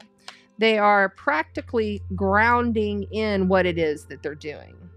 You're followed by the Knight of Cups, an offer of love, a communication of kindness. Seven of Wands, standing your ground. So you have water, fire, and earth so far.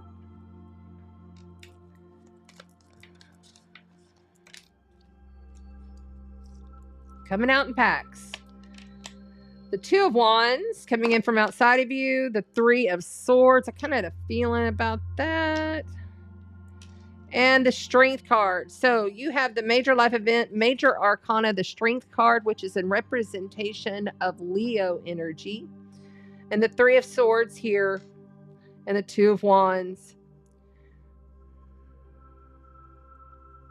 So somebody has really been focused on what they're doing, and they're not wanting to take the offer. Okay, so there is an offer of love here. There's an offer of companionship. There's some kind of communication coming through, but I don't feel good about this night. I feel like it's a false offer. I feel like it's not something that's going to keep you on your path.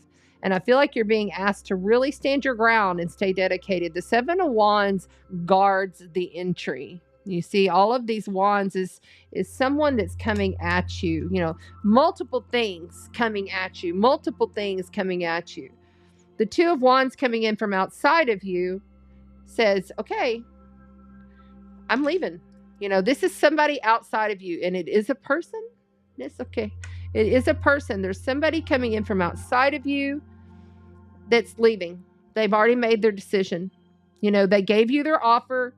You've declined the offer, and you got to continually stand alone and fight for what you're building. This has not been an easy situation.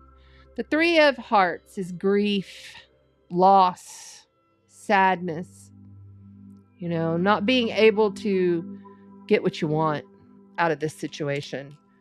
You know, I feel like they are also very hurt, but I feel like there's someone that's coming in that's going to be like a strong emotional presence, like someone who's going to help you to kind of keep it grounded through the situation.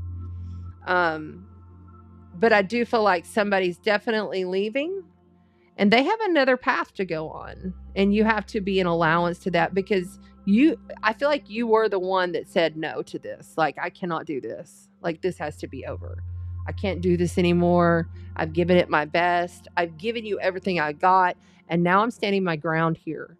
Now I'm going to just continue to work on what I know is right for me. Fire signs, okay? I feel like you have some I feel like you have some regret. I feel like that you're wishing that maybe you had done it differently, or that they had done it differently. It could be either or.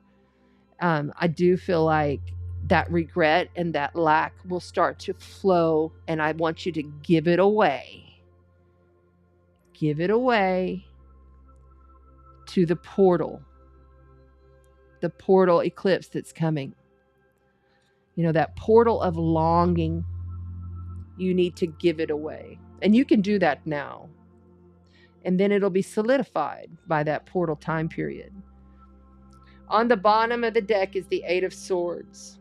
So when the Eight of Swords shows up, this is some air energy. So you have this is air energy. This is air energy. Fire, fire, fire, water, and earth.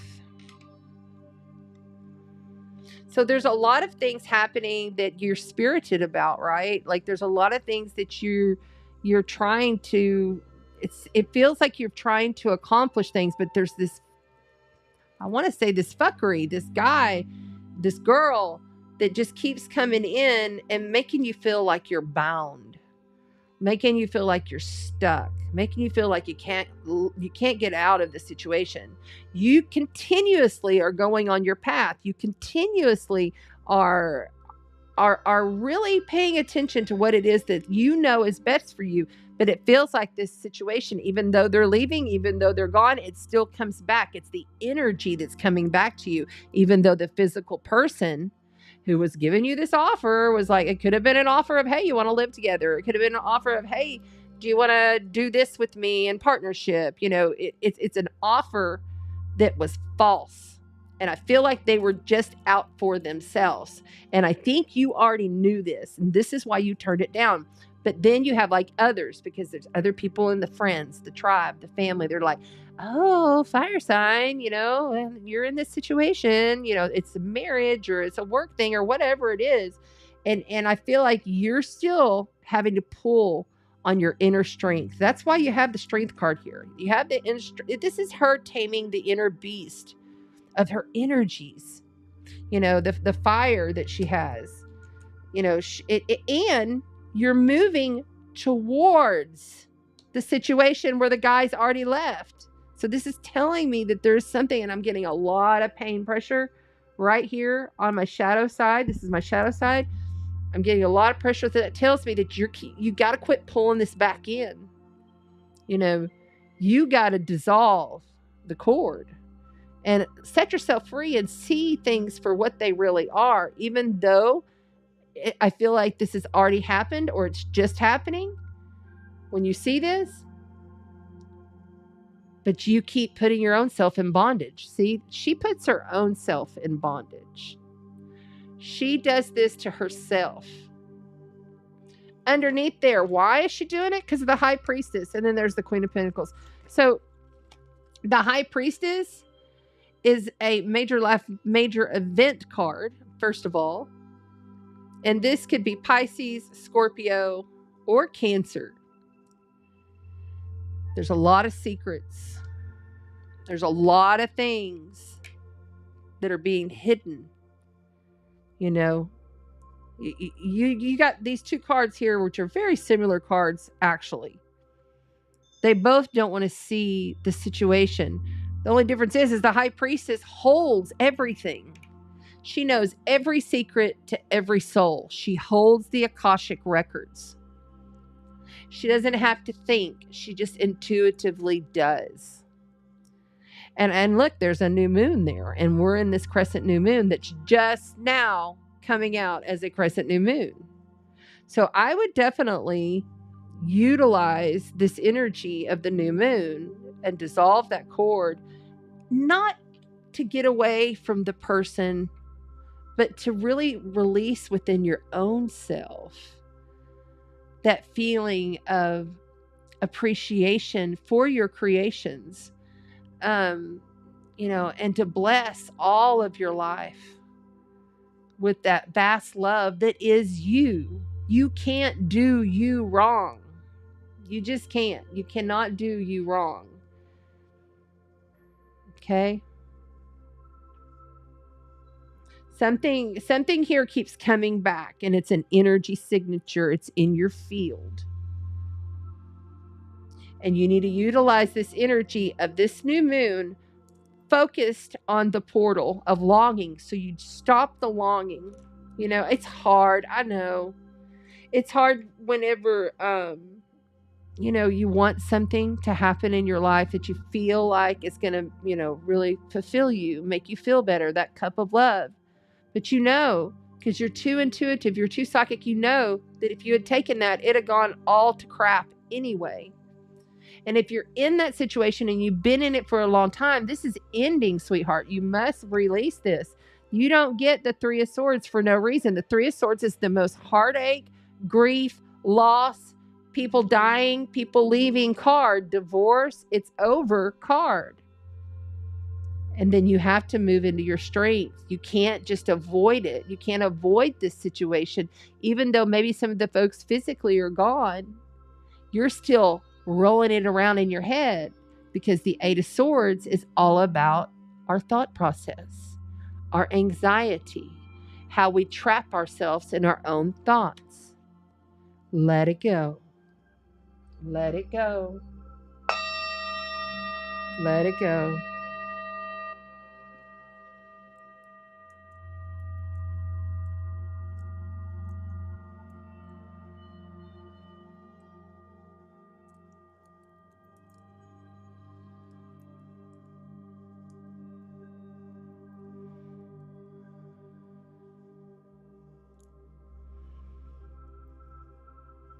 Let it go. Ooh, we felt lighter just from doing that. Okay. All right, so let's get some cards from the fairies. What do the fairies of Virgo season have to say? Call upon your elementals and your fairies. Walk in the forest. Call upon them. This is a great season to do that.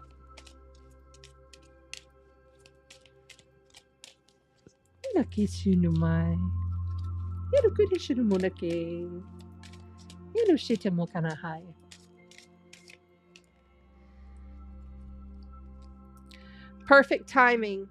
This is the right time for you to move forward. Perfect timing. This is the right time for you to move forward.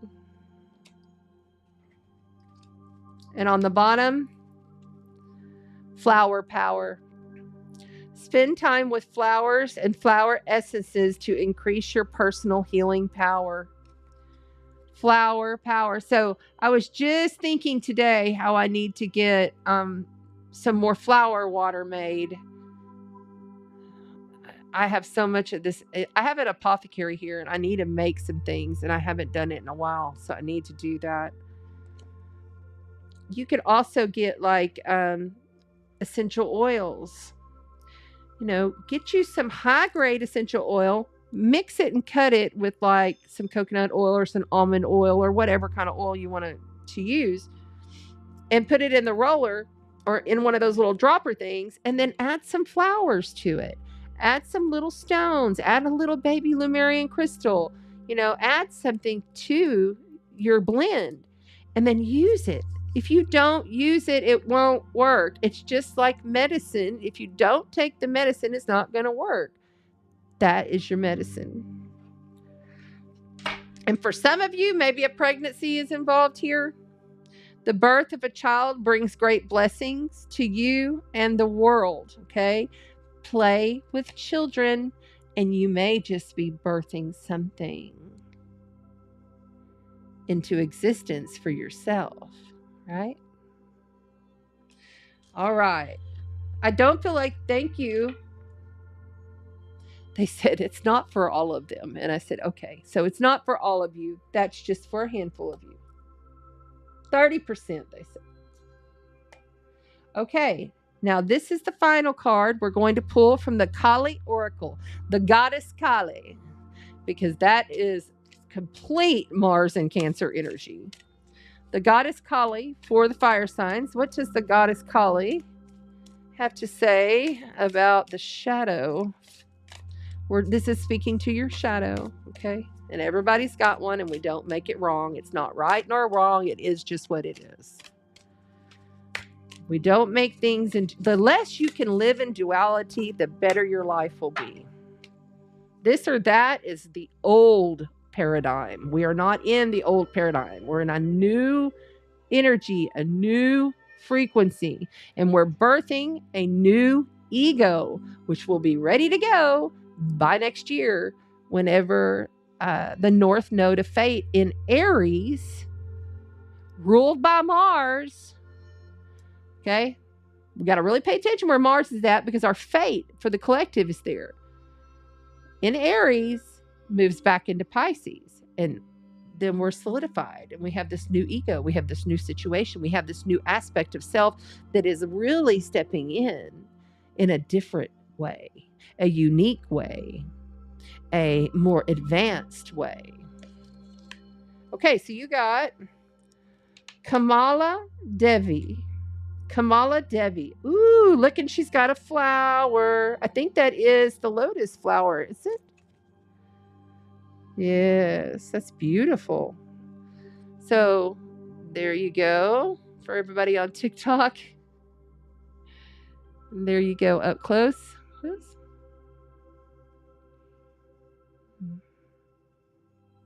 Kamala Devi. So let's see what she has to say. It's number 25. That is a 7. 7 is a very magical number, but it is also a number of having patience. You know, you're in a transitional period. You can't pull the trigger on everything. You can't just start everything. You have to be able to hold space.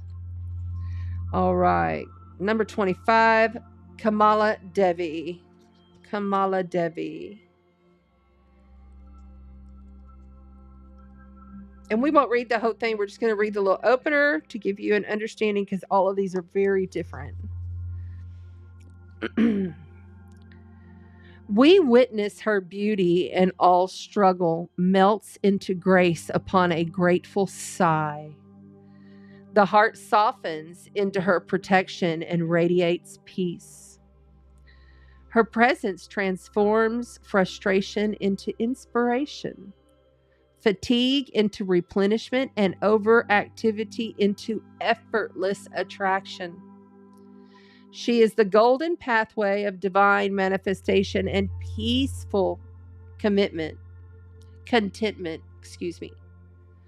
She empowers your heart to receive with the same generosity, openness, and grace that you express when you give freely and joyfully.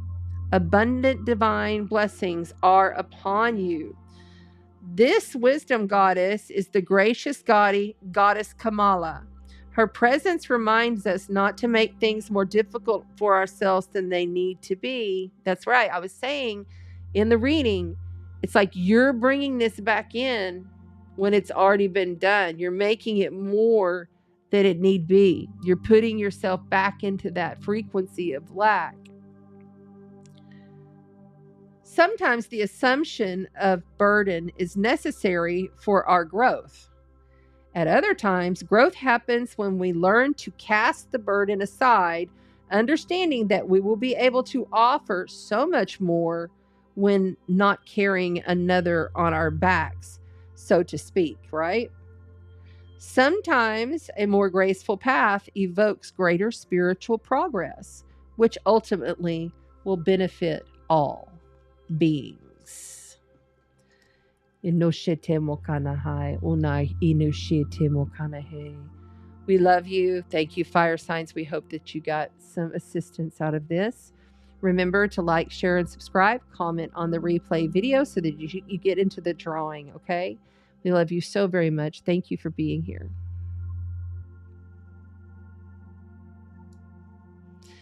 All right. Who is next, please?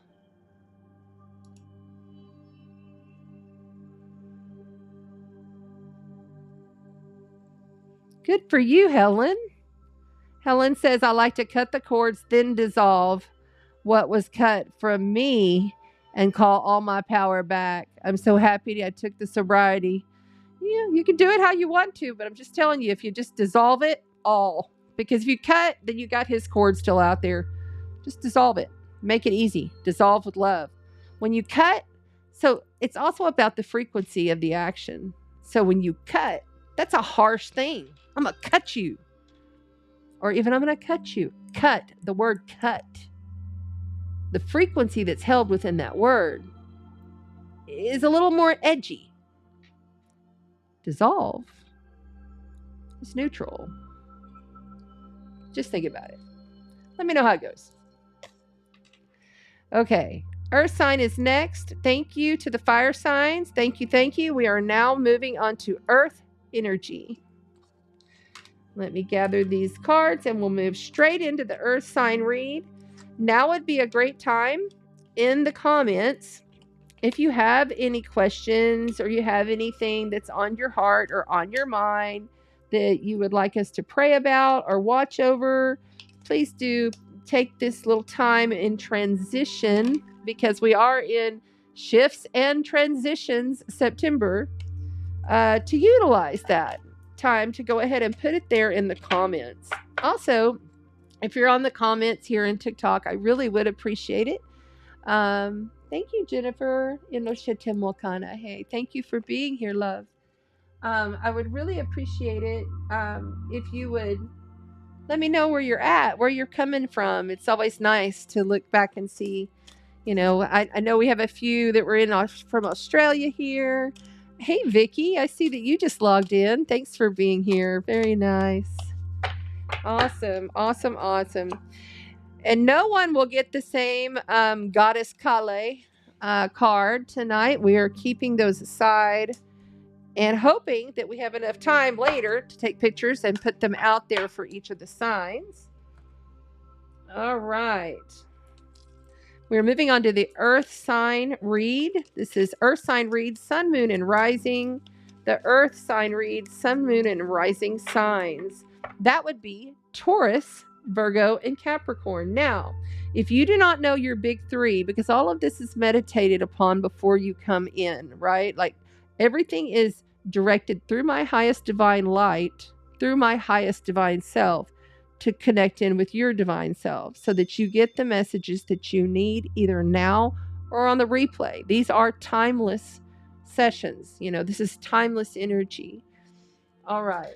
And because we're astrologer, we also can base all of the energy on your astrology, right? Okay. So Taurus, Virgo, and Capricorn.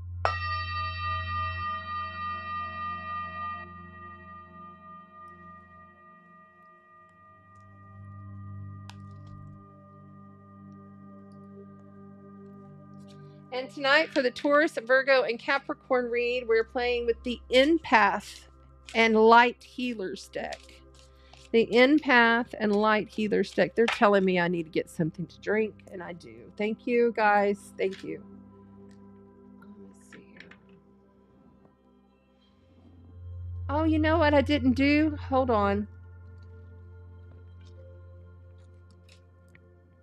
I didn't do the rune for the fire signs.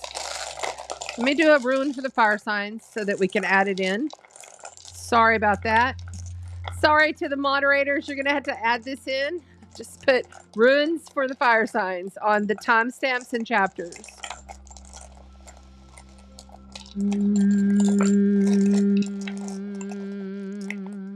Okay. What rune do we have for the fire signs? I missed it last week, and I'm not going to do that again. I don't want to do that again. I'm trying to put this where I had it the last time to where it doesn't fall. There we go. So we have, I can't believe this. This has come out the first one every single time, and it even came out the first one for my dear sister, Donna, who just came down and we did the saltwater healing and activation here on the ocean. It's Odin again. So the Odin rune is Anuz, meaning Odin. This is about communication and signs and insight and your true vision. Okay? Wow, that's awesome. And then we also have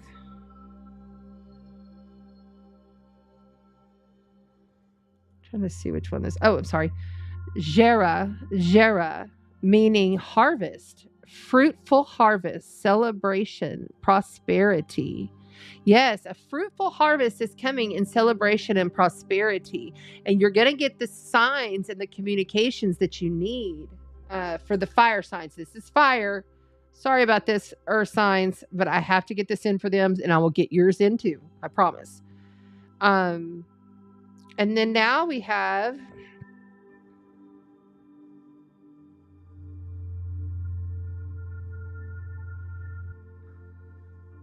oh, it's this way. I see. Degas, meaning your day, your breakthrough, your enlightenment, your clarity. Degas, meaning day, and the breakthrough is coming with enlightenment and clarity. Awesome. Okay. Very good. Okay.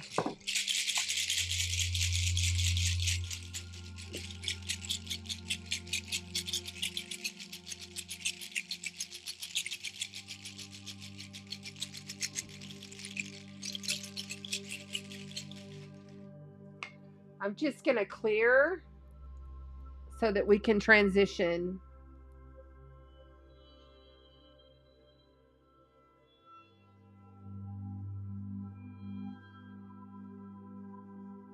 There we go. Just a light smudge of these cards for the earth sign. Taurus, Virgo, Capricorn, Sun, Moon, and Rising sign.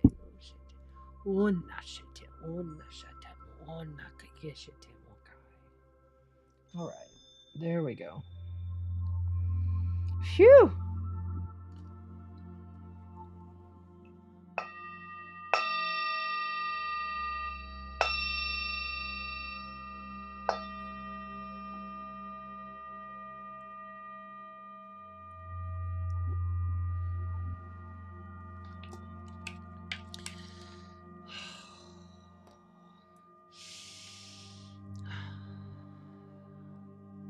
I call upon the guardians and the galactic gateway keepers. I call upon the elements. I call upon the directions. I call upon the ancestors and the highest self and the 12, the guides of Taurus, Capricorn, and Virgo. Taurus, Capricorn, Virgo, Sun, Moon, and Rising signs. What do they need to hear to keep them on their path that will serve them the highest?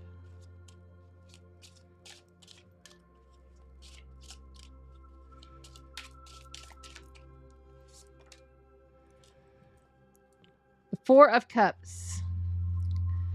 Well, the Four of Cups is not feeling satisfied. It's you're not feeling, you're kind of even a little bit bored with the situation. It's some arrogance. It's like someone is giving you an offer and you're just kind of like not into it. There is somebody who's offering something. It's like a big cup's being offered, but you're just like settling with the Three of Cups.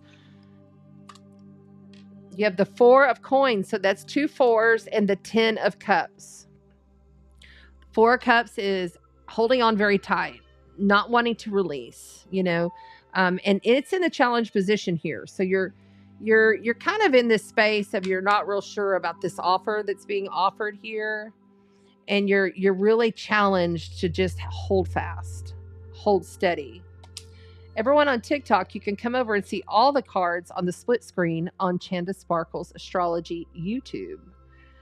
10 of Cups, you've got fulfillment. This is the wish fulfillment card. This is having everything you want emotionally, intuitively. Things are going very well. But I feel like, see, there's the Three of Swords, heartache. Someone from outside of you is bringing you a lot of grief. It's bringing you a lot of heartache. There's something from outside of you. And I feel like this is maybe even be somebody that you're observing within your family structure, because the 10 of Cups is often very much fulfillment through family structures, emotional fulfillment. Okay. And with these 2 4s, it's almost like you need to just step back and take a break, and that you're not really trusting of this offer, which is good, because coming in from outside of you, other people are giving you a lot of grief. It's severe heartbreak, followed by major life event, major arcana, the Hierophant and the Knight of Coins. So look here. This is out of 72 cards in the tarot. This is the most heartbreak card. It's when somebody dies. It's when somebody crosses. It's when somebody leaves. It's when there's a divorce. There's a dissolve of a situation that at one point in time seriously fulfilled you, that you thought that you wanted. Your heart has been broken. You cannot continue this way. But your guidance here, your higher guidance, yes, I hear your highest guidance. This is your highest guidance speaking to you, is saying it's time for you to be in a space of joy and commitment to yourself, for yourself, and really you can't let go and just do whatever needs to be done right now. You got to kind of rest. The Four Cups is not just arrogance, but it's also taking a break. I often say it's like the hangover card, because the Three of Cups is the party and celebration card, and then the Four of Cups comes and you're kind of hungover from things, and then somebody's like the universe is offering you something and you're just like, I'm not real sure about this, and you are correct. The Hierophant. This is a spiritual teacher. Okay, this is a priest, a minister. This is someone who is a spiritual healer, someone like me. This is someone coming through that's offering you guidance. I would take the guidance. Another thing is you may be a spiritual teacher, and you may have gotten yourself into a situation and it's very painful, but you've got to move forward, and you're going to be successful because you have the Knight of Cups here. Okay. I'm sorry, the Knight of Coins here. The Knight of Coins is the corporate CEO of his life. He is patient. He is diligent. He does not give up. He continues to go on his path, and he banks. He makes the money. He creates the product. He knows which situation he needs to go into. He's very integral, and he's very disciplined, and he's very mature with the situation. You will succeed. But if you could see here on the cards, it's after you've been given the spiritual guidance, you've come within, you've decided you're just going to hold on. You're not going to give. Don't be spending a lot of money right now, earth signs. Like, hold on to your money right now. Don't go buy anything frivolously. Don't do any of that kind of stuff, because you still have this 10 of Cups. feeling so complete within. All right? You have to take control of that, and you feel complete within. But I feel like there's really a guiding light. And this may even be some kind of message from the other side for you. This could be like a message from your highest guidance, your guides, you know. And I feel like when that message comes through, it couldn't even be right now when you're receiving it, for some of you, but it may be with somebody else that you're seeing. And when that comes through, that is your time to go the other direction, away from the heartache, away from this offer that you felt like they made it seem like it was going to be so great. It was going to be so wonderful. But this is not for you, and you knew it, and you trusted your guidance that you didn't go there. But if you want to be truly successful, it's like a balancing act, just like he's balancing on top of this motorcycle going across the city. But he's in his suit, he's holding his coin, he's taking control of his situation, right? On the bottom of the deck, you got the Hangman. I don't know what. This card and this card are very similar, just FYI. This is you putting yourself into a situation and looking at it from a complete different perspective, okay? The Hangman purposely hangs upside down so that he can see things from a different light. He puts himself purposely there. Purposely. Why? Because new abundance is coming. The Ace of Coins is behind it. That's a seed. This is a tangible seed of abundance. But what do seeds do? Nothing. Unless they're watered. Unless they're nurtured. Unless they're grown. So hang on. Slow down. You'll get there. This 10 of Cups wish card fulfillment, that is like one of the best cards in the deck to get. And you've got it in your now moment. So don't forget all of the great good things in your life, Earth signs. There are good things in your life. And I do feel like there's people around you that just gotta go. Because nobody wants this heartache. Nobody wants this severe break. This severe breakup, this is, they've got to go. They have to leave the situation, or you're leaving the situation. And you will succeed. You'll succeed if you take the spiritual advice. Really look at this through faith. You got to realize Saturn is in Pisces.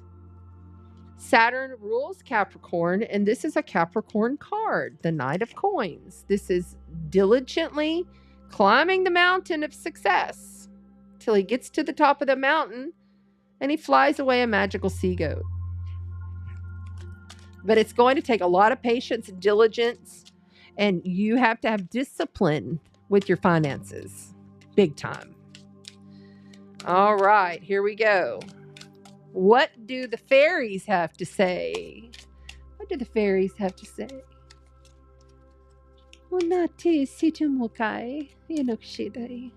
Yes. Holiday. You got holiday. The answer you're looking for can be found during a vacation, retreat, or holiday getaway. Ooh, maybe you need to go somewhere, get out of town, get away from this heartache. Practice, practice, practice. With daily practice, you can polish your skills and talents and increase your confidence. So take a little vacay, even if it's just, sometimes I like to just go take a daytime vacay. Maybe I don't get to go anywhere real far away, but I can just leave and go to the other side of the island, or I can go to Rockport, which is like a 45-minute drive, and you get to ride a ferry to get there. Do something in your area. And I feel like getting out and letting all of this grief and sadness and loss go is going to really show you what you need to see. That's where you're going to get that spiritual guidance. And you must practice. Whatever this is, whatever that means to you, practice. If you want your magic to show up, practice. And on the bottom, you've got connect with nature. You can't make it up. You got connect with nature. You're rejuvenated and inspired by spending time outdoors. Get outside. What are you doing? Staying inside all the time. Connect with the trees. Connect with the birds. Connect with the river. Connect with the lake. Wherever you're at, the sea. Get out there and connect. Let nature be your guide. And finally, your last card is going to be one card from the Kali Oracle, the goddess Kali. Kali, K-A-L-I. They said they wanted us to spell it for you. Goddess Kali. If you've not heard of Kali, go look her up. Very powerful Hindu goddess. The goddess Kali. What does the goddess Kali have for Taurus, Virgo, and Capricorn? Taurus, Virgo, and Capricorn. Ishikimona. Randa shete mokai. Randa shiki monai. Inu ishiti unakai. Iun ishiti unamai. When you kushita moka ana I. Monai.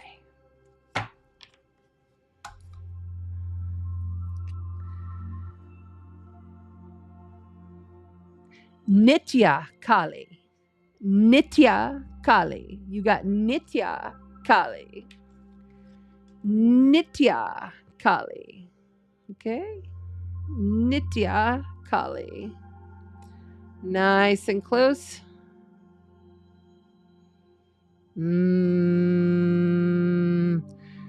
Cycles. Lots of cycles coming in for an affirmation of closure and opening. It's a constant cycle, right? Let's see what Nitya Kali, and that is number 30, which is a 3, which is birthing. We had 3s a lot last week. Birthing and nurturing. Let's see what this has to say.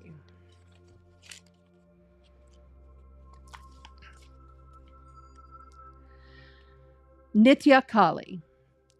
She calls us away from the world to journey inwards where a path of sacred introversion beckons. Turning within may feel natural or unfamiliar, but in your journeying within, you will gain energy, insight, and freedom from the constraints of what has been. Allow that which needs to end to do so. You shall realize you are not being denied, but being released. There is something new on the horizon. That's that Capricorn card right there, the Knight of Coins. Honor your losses, but keep hope in your heart for what is meant to be. That's that 10 of Cups. Kali Nacha is a cycle of waning moon. From the moment just after the height of the full moon into a phase of decline, right after the height of the full moon or up until the black moon, just before the new moon initiates building a fresh cycle. Wow. Wow. And we're in a dark moon right now. Like literally it's just begun. It's crazy. It's a waxing moon. It's different than a waning moon, but we just came through that waning moon phase just this weekend. This moon phase embodies the natural magic inherent in letting go and allowing for energies to run their course and die away. It can be a sign to embrace the qualities of deceased for a period of bringing a cycle of experience to completion and generate what is necessary for the next cycle to be more abundant and nourishing. Given our societal preoccupation with the constant activity and outwardly driven connection, honoring Nitya Kali requires the use of our will to honor our soul's rhythm about peer pressure. There can be a resistance to embracing the crumbling away of a form once cherished, but yet in doing so, we can give a proper burial, allowing for the cleansing of the emotions to happen, letting anger, sadness, loss, or grief in the face of betrayal, disappointment, or confusion to move through our soul. Yeah, you got to really like do some serious shadow work with this one. This pain right here.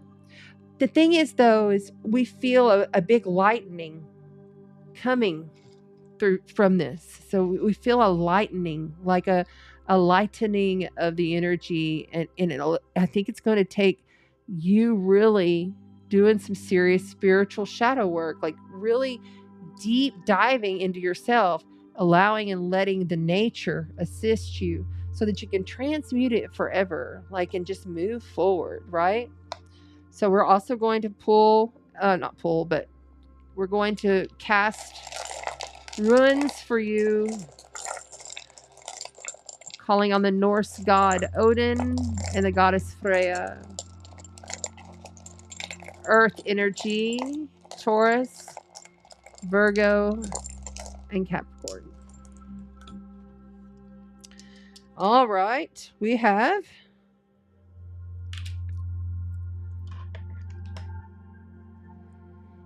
Iwas, meaning horse, progression, teamwork, and change. Iwas. Progression, moving forward, prosperity, change.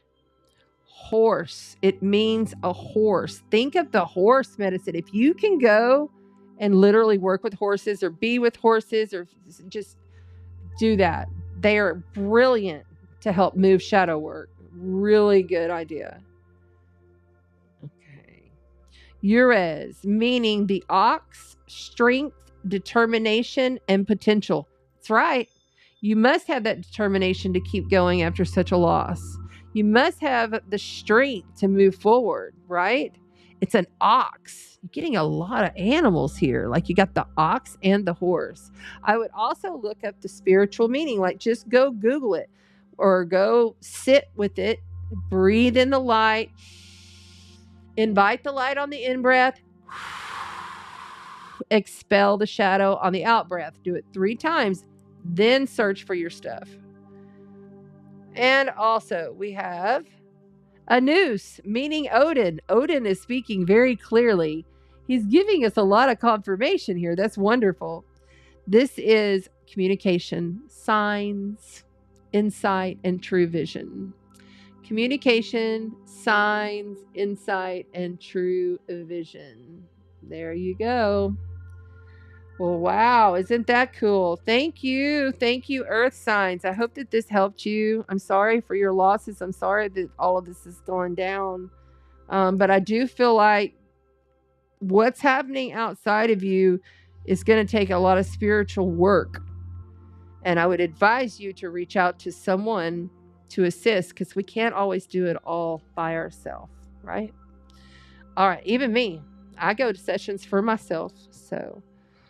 Thank you. Horse. Okay, Kelly says Earth has had the horse rune before. Very awesome. It does line up with the astrology. You're correct. Yes, I've been here. I didn't leave. Yes. Okay, here we go. Now we are on to water. Kelly says it's water. Thank you, Kelly. You are so wonderful. I so appreciate you. So appreciate you.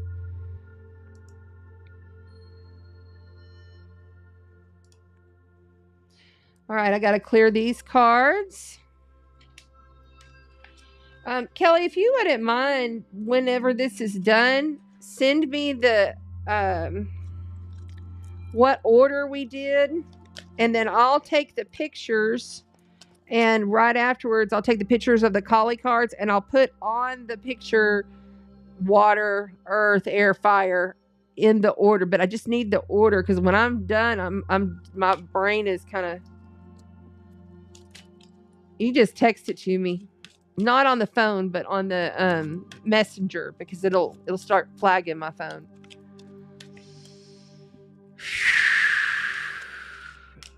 Thank you, Earth signs. We love you.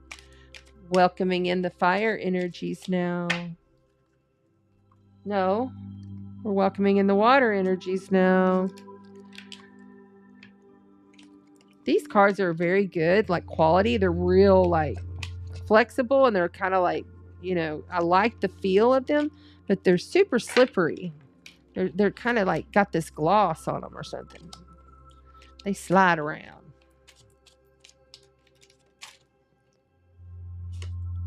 Popper for the collective, Ace of Cups. We are emotionally ready.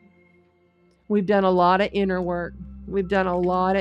Everyone is emotionally ready to accept that cup of love, that seed of growth, that drop of intuition that expands your consciousness so much that you know you are home wherever you go, and that you are home in Mother Gaia, that you are Mother Gaia, you know?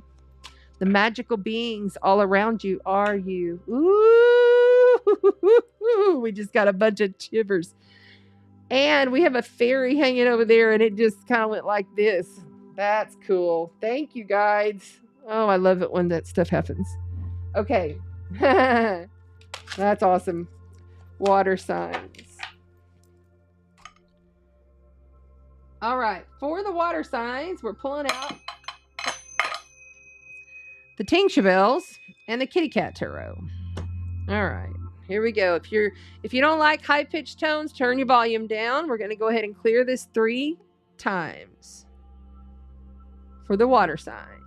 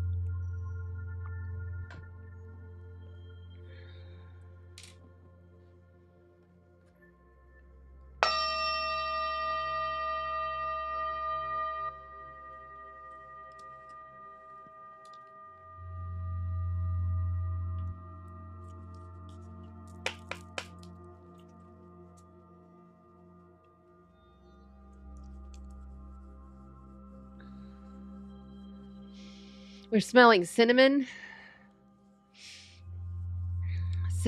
or some kind of spice like that. It could even be like a pumpkin spice or cinnamon coming in. Water signs, we want you to use cinnamon in your mop water. We want you to use cinnamon on your front doors and your back doors, any external doors. And we're getting kind of bubbly.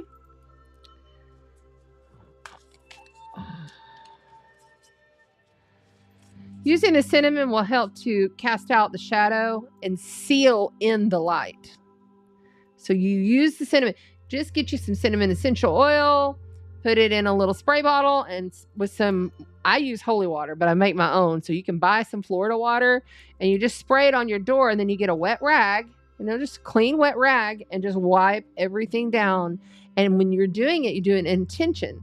Now remember, whenever you are sealing, because you're sealing out the shadow and you're keeping in the light, you always go in clockwise direction. So you start on the outside of your door and you go down and you come back and you go up and you go no. So you're closing it. You don't want to open up portals for shadow. Okay? You can do the same thing on the inside, but you're going counterclockwise on the inside, because the inside of the home you want to open up for light. So you're opening up for light and you're sealing out for shadow. And in your mop water, I put cinnamon and frankincense in my mop water. Also, don't go mopping with a nasty mop. And if you're using one of those Swiffer things or whatever, just put a little drops on your Swiffer and just get after it. It's not going to oil up your floors and make it all sticky or like streaky or anything like that. you know, you use your like regular cleaner. Like I have a lavender organic cleaner that I put in there. That's like advanced concentrated. It's called advanced and it's concentrated, but you just use whatever you want. And girl, I still use a little bit of bleach just because I need that stuff disinfected. But you know, do that. Use that. Remember that the essential oils are medicine. It's not there just for to smell good. Utilize that in your practice. Make it part of your daily practice and your weekly practice, however many times you mop or whatever. And every month at the first of the month, you want to do the doors. That's when you do it. And you can do it first, second, third. It's your life. You can do it however many times you feel like you need to. But most generally, it's done at the first of the month. Water signs: Cancer, Scorpio, Pisces, Sun, Moon, and Rising. We are grateful that you are here. We are calling upon the guardians and the galactic gateway keepers. We're calling upon the elements. We are calling upon the north, the south, the east, the west, honoring the directions, honoring Mother Gaia, honoring Mother Ocean for the water signs. Getting a lot of head pressure being pulled out like this on my third eye. It's just being pulled out, which means that you probably need to clear your pineal gland, or you've been having head pressure. And so just allow the pull. If you start to feel like your head's hurt, do this. Just go like this. You have magic hands. Your hands are magic. Like, for real. You have energetic portals on the ends of every one of your fingers. So just pull it out. Another good one, and this is actually given to me through my psychologist class. So when you got a real bad migraine, or you got a real bad head pressure, water signs, you sit back and close your eyes. And then we want you to envision a black, like it's like this big, like the size of a quarter. Okay. It's like a black hole, and it's like right above your head, maybe a few inches off, right? Little black hole.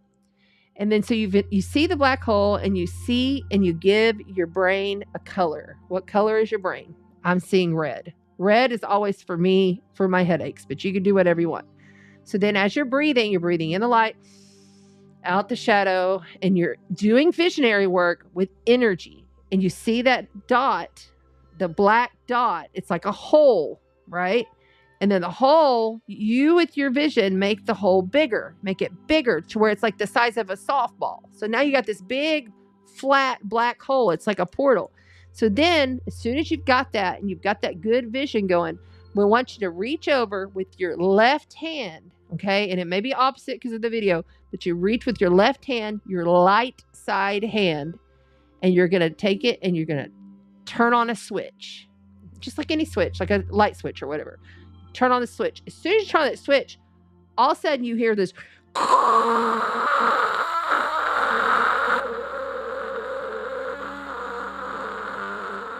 And that is a vacuum suction cup.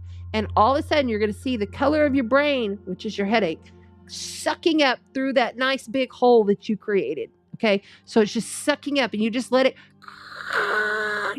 keep on sucking and sucking and sucking until your headache is gone, till there is no more red in your brain. And once you know it's gone, you're going to turn off the switch. You're going to close the hole small, and you're going to give gratitude to yourself because you just moved the energy of your head pressure out of your brain. Now, I have elaborated a little bit on that. Yes, we did. But that was given to me by a psychologist many years ago. It's actually very good practice.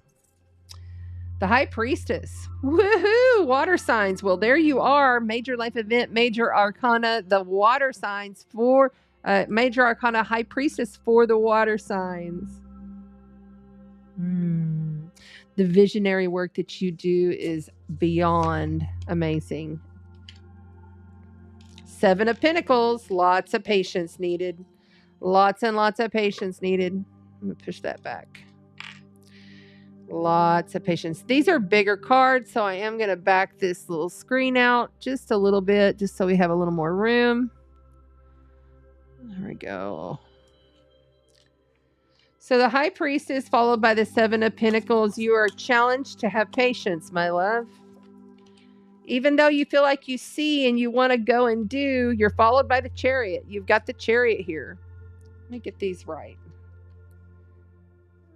so that everything is seen. If you're wanting to see the cards over here on YouTube, you can see the split screen and see all the cards.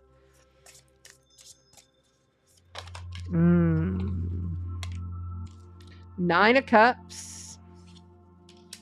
Ace of Cups.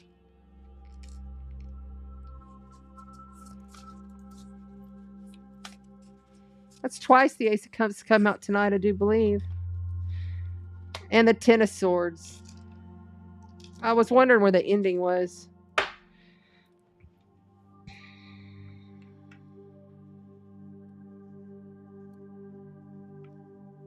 So you see the big vision. You see the big vision of your life, and you see what you want. Like you don't have a lot of questioning about what do I want. Like you pretty much are already there, and you have to work out some finite details. But your challenge here with the Seven of Pentacles is to really have patience in what it is that you're tangibly building, what you're working on, what you're doing in your life. You got to have patience with this, water signs, okay? This is Sun, Moon, and Rising, water signs. Cancer, lovely Cancer, Scorpio, and Pisces. It's not ready yet. You know, there's been a big transition in your life. The High Priestess sees everything. And I feel like there's some things that you don't know. There's some things that are hidden from you. You know, but you have to trust in the light. See the white cat here? Trusting in the light. Trusting in God. Trusting in the service of higher consciousness evolution. Now, you are here to evolve your soul. And everyone around you and all the events around you come in because you've planned them to do so. The Chariot, major life event, the Chariot, that's Sagittarius energy. This right here is Scorpio or Cancer or Pisces energy. So someone outside of you, very jovial, very happy, someone that has such an emotional giving heart, like they nurture you, they take care of you, but I feel like they're leaving. I feel like they've gone. For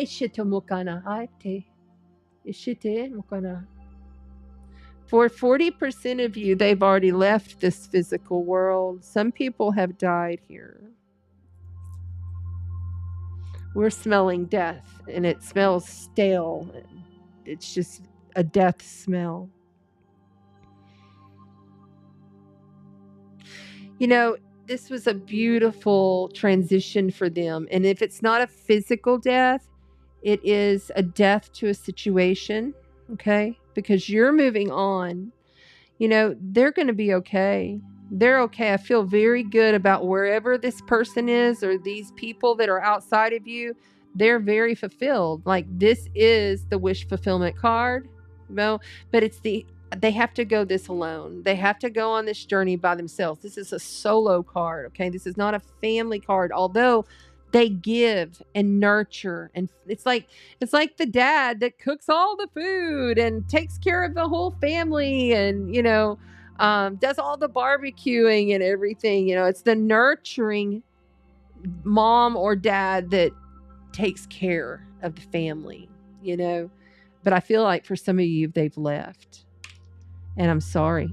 And I'm getting a lot of tingles in my nose. So we want you to understand that whatever the inheritance is that's coming forward from this, because this is the inheritance that you have to wait on. We want you to understand that it's okay to accept it, because they would want you to have it. They want you to have it. You're going to be okay. And we're really sorry, because I can feel a lot of pain in my heart for you. you're going to have a new start, but this is over. This is ending. So this the 10 of Swords is a very harsh ending. But what I love about the 10 of Swords is that when you get a 10 of Swords, you know that you're birthing something new, because that's the final end. Dead on the floor, done. And you may feel very demolished in your whole process. I feel like you're very, very sad within your process right now. But I want you to know this is a victory card, okay? So this is the Chariot. This is Sagittarius energy. It's optimism. It's being able to juggle. See, like, that cat does not even have reins on this Chariot. They're moving forward, really not knowing which way they're going or where they're going, but they're completely trusted in the light. They're completely they're in an understanding that this has to be, this is, there is no other way. It's over, it's done, it's finished. But there's so much love. Like, there's so much love here. And I feel like there's still things you don't know. So you need to trust in your intuition. You need to trust in the higher guidance. If you're feeling like, I should do this, but you feel like other people are going to judge you around you, just do it anyway. Because quite honestly, you're sitting pretty. The Ace of Cups is the beginning of a brand new journey that's going to really light you up, that's going to give you so much love in your heart, and you'll have a whole new life. And they'll be watching. I feel like whoever it was that crossed or left, okay, we're getting lots of chills. Sorry.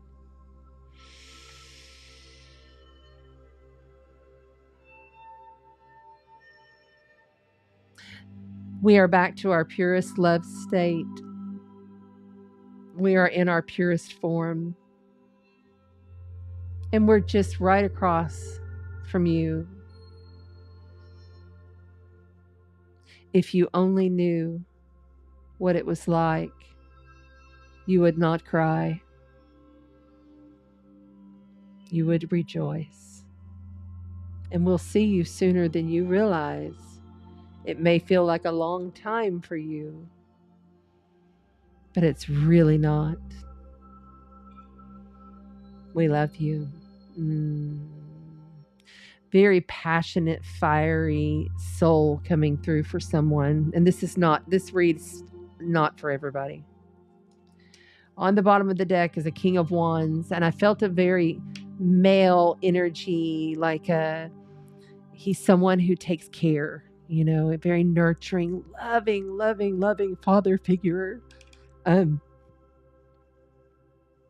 King of Wands, fiery, Aries, Leo, Sagittarius. Passionate for life. Yeah. Lived a good life. Why? The Hangman comes forward and says, in the past, before this happened, he had so much patience, and now he's asking you to have patience. Okay? This Hangman, major life event, major arcana card is pretty much the same card as the Seven of Pentacles. And I believe we've had this come out already before, and I think it was right here in the same spot. So it's about envisioning yourself and seeing yourself in a completely different light. You can't have a new perspective while you're in the grief process. Okay? I am a death doula. So if you're in a grief process, reach out to me. I will be happy to assist you. All right, let's see what the fairies have to say for you water signs.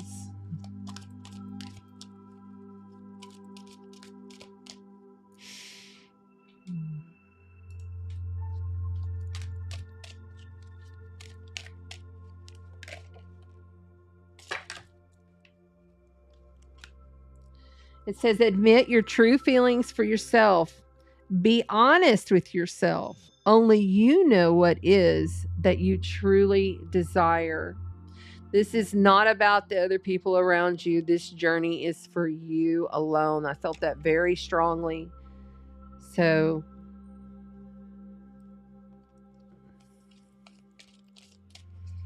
What do the fairies have to say to the water signs? What do the fairies have to say to the water signs, please?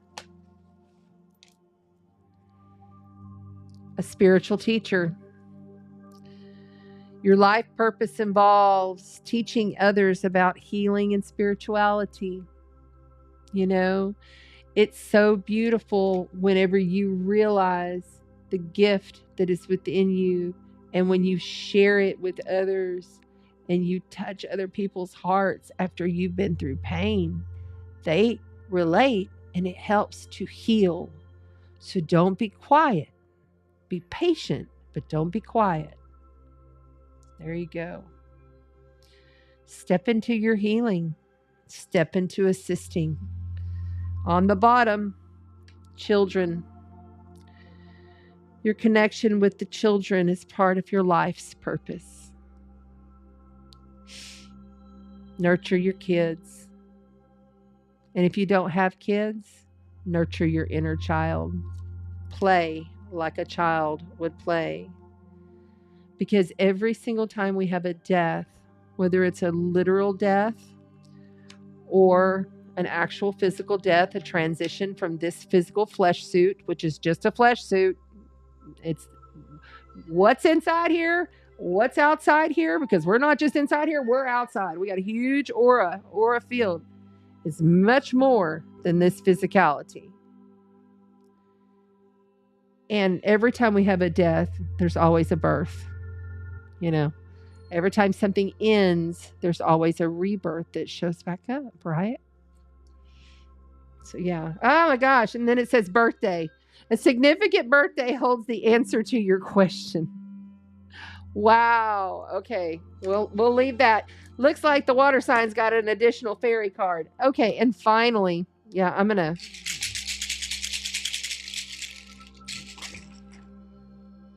give it some of that shaman's rattle. Now we're calling upon the goddess Kali. Goddess Kali, what do you have to say to the lovely water signs? Cancer, Scorpio, and Pisces. What do you have to say? What messages do you have, Goddess Kali? We call upon, invoke you, Anekyo, Didu, Shitemon, Ineki, Nurushido, Ina. Unaka Shitemo Temoy.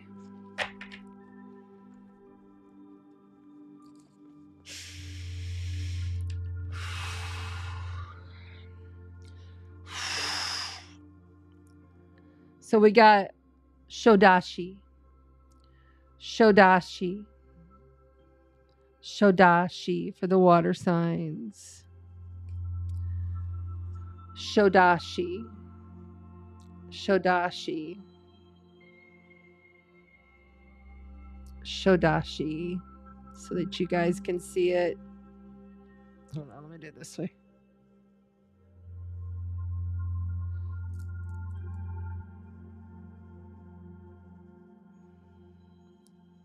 There it goes. All right. This will be your final card, water signs. It's the number 26, which is the number 8, which is the infinity loop. Continual. The cycles always continue, the death and rebirth cycle, right? All right, so let's see what Shodashi is. Ruby red with the divine juice of life, she nourishes the body, mind, and soul with vitalizing pleasure, life, and joyfulness. Goddess Shodashi restores self-esteem and an awareness of your innate value, especially after a time of painful rejection or disappointment. Through her blessings, the desire of the heart can find fulfillment in the new ways. She brings divine energy for the manifestation of your wishes. Her presence is an indication of inner power to restore yourself and attract what you need in your life. Shodashi is the fertile and creative aspect of Lalita. Red-colored skin and vibrant with the feminine life force, she is powerful to actualize her desires, to actualize her desires. Yeah, I like that. In color healing from the Hinduism and Buddhism, red is the medicine for attraction and magnetism. The appearance of Shodashi in a reading indicates a time when your ability to attract what you want is heightened. You can be relaxed and trusting in your capacity to magnetically draw all you desire into the world. Desire is not something to be afraid of, but something that can be part of our spiritual path. The benefits of developing the character traits required for manifesting are relaxation, trust, enjoyment, delightment, bliss, as well as discipline, commitment, determination, focus, and a positive attitude. We encourage you onward and upward. Dear water signs, we love you. Thank you for being here. We hope that this resonated. And we're sending you so much love. Okay.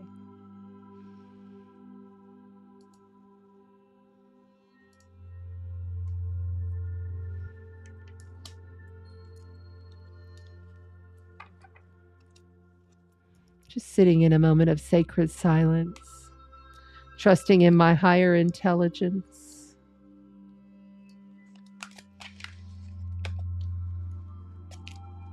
To trust in our higher guidance to keep us safe on our path. It's about trust. And it's about understanding that death is not the end. You know, it's just not. And trusting in that every single staple along your way was already very calculatedly planned out. We show you this in different bits and pieces in the birth chart.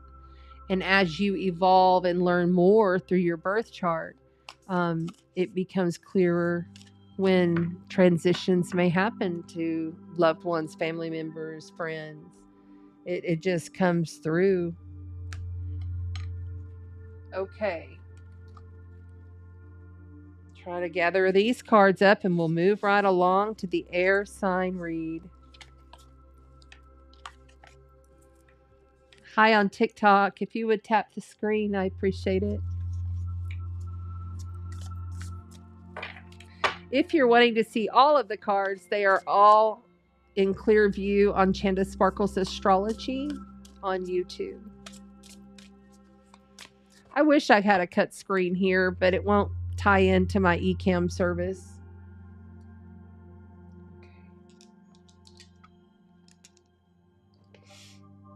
Oh, I didn't do the rune. Oh my goodness. That I've got to do the rune for the water signs. We'll just do it real quick. Oh my God, this is going to be hard to edit later. That's all right. We'll come back and edit it. We're going to just do this so we're not confused. Okay. Pulling the rune for the water signs, calling on the Norse god Odin, calling on goddess Freya. Which ones do we need for the water signs? There it is. Okay. So we have Kenaz, meaning the torch, the vision, enlightenment, clear seeing. Okay? For the water signs. I'm going to cut this out. I'm going to make this, I'll make it right. There you go. Look at this. So your vision, your torch, carrying your torch, like being that divine fire, the light that you are through your losses. And so willow, meaning the sun, happiness, joy, and celebration. And that's what the goddess Kali deck was telling you at the end there. To stay in your bliss and your joy. You know, there is no such thing that is different. The dark and the light, the sadness and the joy, on the most highest of high and a quantum way, it's all the same energy. And when you're in a strong grief, you can test yourself to see if you can move out of that after you've processed, right? and get into a strong bliss. Being able to maintain both, right? And we have manas, meaning the man, the self, inner self, development, and your soul is searching. Manas. The man, and that's what I kind of felt like a father figure coming through for the water signs. I do apologize. I did that twice. I've got to get used to doing the runes right after the readings because it's somewhat new. I've only been doing the runes for about a month, although I've held on to them for 2 years because I wanted to honor them until I was really called to do them. They were gifted to me. I didn't purchase them for myself. And I like them now. I mean, it's different. It's bringing in a whole nother level of, because I'm studying Hellenistic astrology, and it's bringing in a whole nother level. And I love the Vikings. I know I had to be in the Vikings. I know I had to have a past life there because I'm like, anything Viking, I'm in it. Let's do it. All right. That pirate guy comes around every once in a while, and that was interesting. But he's a Caribbean pirate from the 13 to 1400s. Hey, Ron, thank you. The bonus has to come back. Look, when on the replay, I'm going to cut out in between and make it all work. Trust. I'm going to be doing some editing work tomorrow because I want that to flow as best as I can. Maybe in the future, Kelly or someone can like put it in big letters. Don't forget the runes.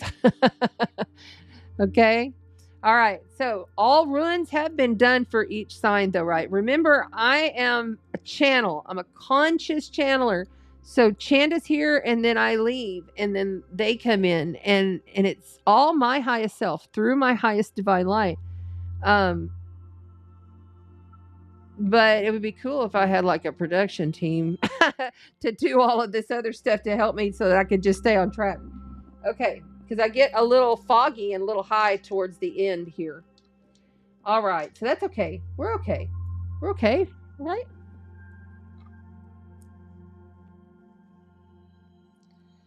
Okay. For the air signs, this over here.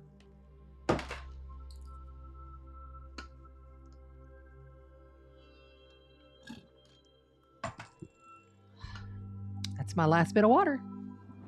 Okay. For the air signs, we're going to play the bowl for you.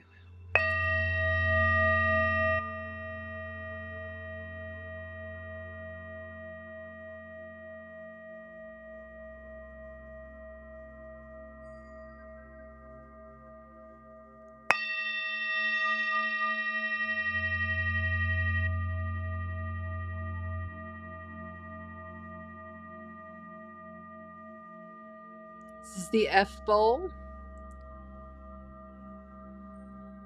It's in representation of the heart chakra area and the solar plexus area.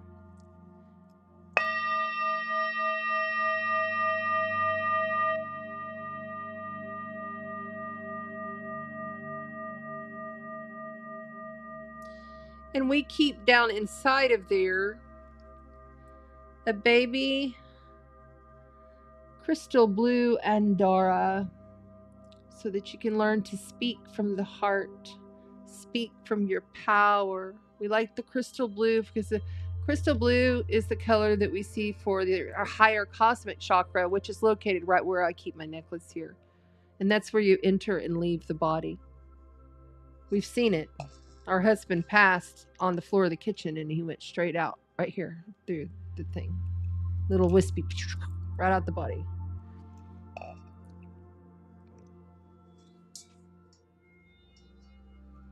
I feel like we're going to be having a lot of people transitioning. A lot of people are going to be leaving the planet.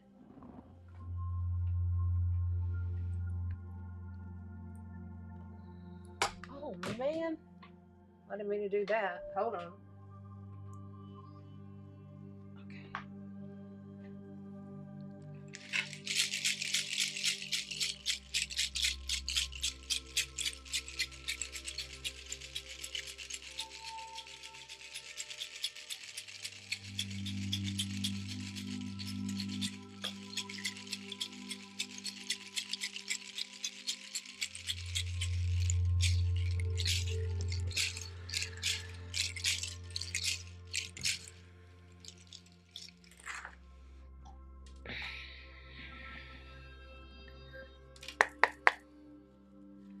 Calling upon the guardians and the galactic gateway keepers. Calling upon the elements. Calling upon the ancestors, the galactics, and the Lumerians. Lumerians for the air signs. Calling upon your ancient Anunnaki self.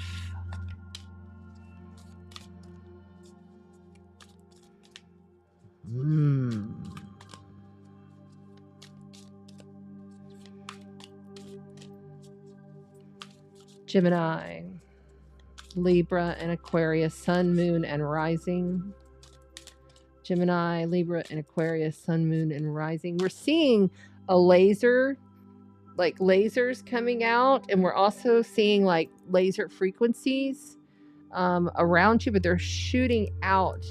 It's a reminder to remind the power of the field and where you're pointing your direction and who you're pointing your direction of your field to be more mindful.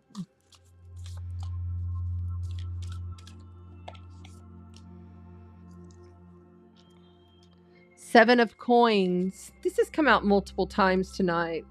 This is grounded, tangible work. This is, you've put a lot of effort into something. You put a lot of your hard work into something, and you're in a waiting phase.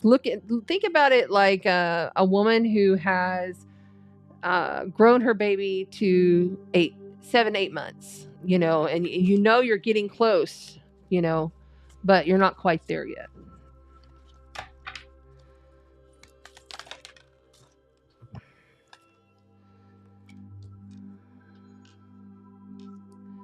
Followed by the 8 of Cups. Walking away, leaving a situation. Walking away and leaving a situation. These are really big cards, so we're going to make this bigger. There we go. You're walking away, you're leaving a situation, or the challenge is someone else is walking away, leaving a situation. We'll see what's going on here. I feel like you did a lot of work here. Like you put your heart and soul into the situation. You know, you have given all that you can give at this point. I'm holding these cards upside down. 6 of Cups. So you've got 7, 8, 6. Interesting. So you have water, and earth energy. Right now, you're looking at the past. You're looking at the old friends, the old tribe, the old work situation. You're looking to see how things were in the past. 3 of Wands. Someone outside of you is bringing in a new reality. And I feel like you have a lot to do with this. I feel like just because they're the one that's bringing in the reality, they are also, it's like they're shooting their wands, they're shooting their rays out. How are others putting their energy to you, and how are you, law of attracting in what it is? You're a magnet. You're magnifying what it is that you want through the process. 5 of Cups. Sadness, grief, loss. Sadness, grief, loss. You have 2 very hurtful, walk away, challenging, painful cards here. And the 2 of Blades. It's like you don't want to see it. So this 8 of Cups, you know, it's the only card in the tarot that houses an eclipse. A walking away. You know, you're walking away. Oh my gosh, there's a card stuck underneath there. The 4 of Wands. Wow, that's never happened. So there's a 4 of Wands stuck underneath. 4 of Wands. So at one point in time, before this challenging walk away card, having to leave a situation that you put a lot of your hard work, a lot of your effort into, there was stability. There was, you know, even a marriage. You know, this is almost like a dissolving of a relationship. That's what was. Now it's over. And you're okay right now to just be in that phase, just for a while. Be okay with looking to the past when things were good. Be okay with looking at the good things that came from this breakup, from this situation that you put a lot of your hard work into, and you're just still waiting. You're kind of in this waiting transition phase, and you're going through your grief process, but they're out the door. They're leaving. See, both of these guys, they got their back turned, and the other guy is leading the way. It's like, whoever this is for, the person outside of you that you were with, that you used to like work really well with, we feel like you can't speak, like there's a block in your throat chakra, because our throat is real blocked right now.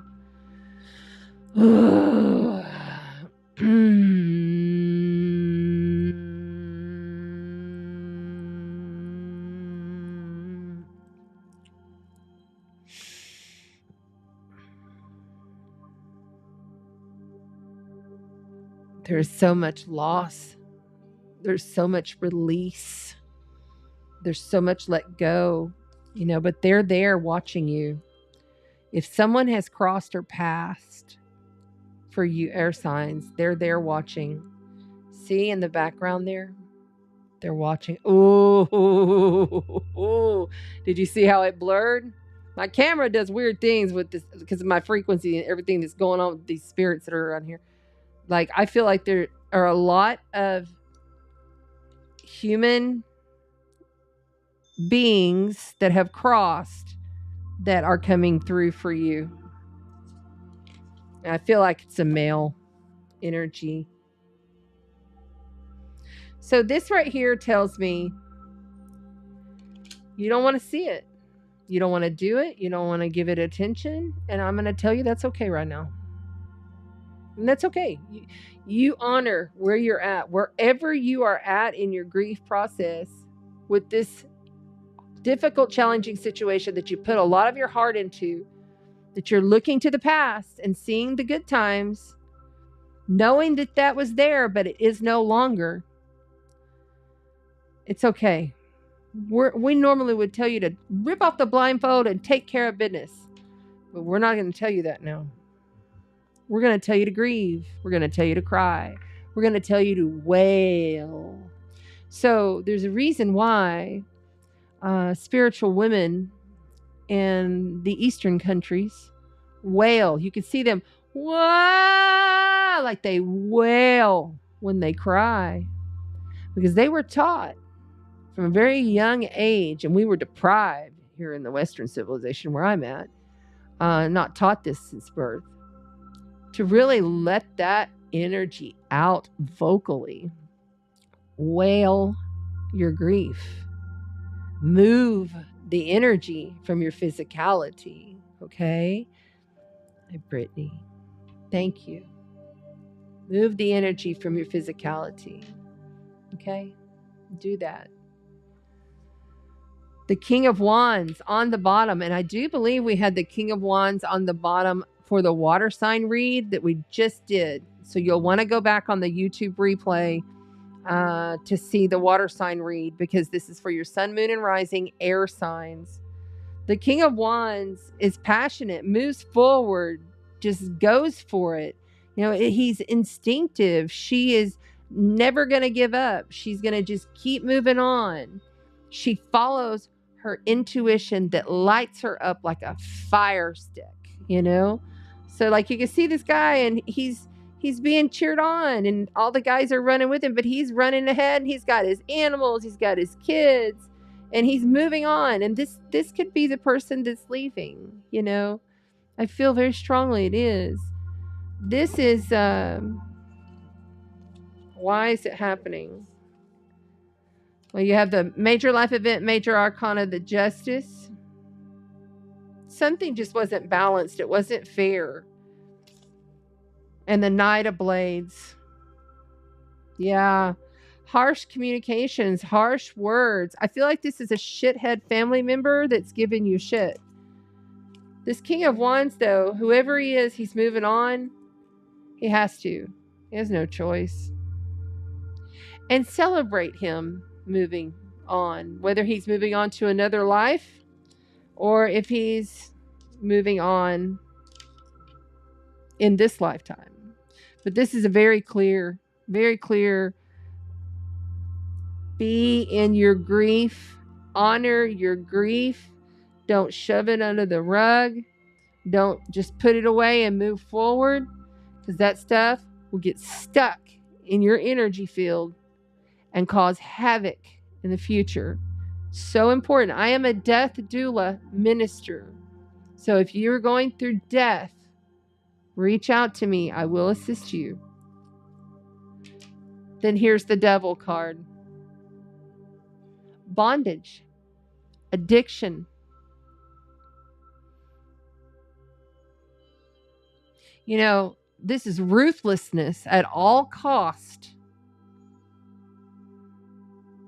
And I feel there's just an energy here that's fucking with you. Just to tell you right now. Look at.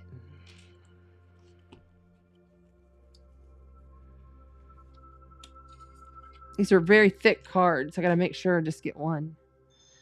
See there? So the devil is bondage, period, first of all.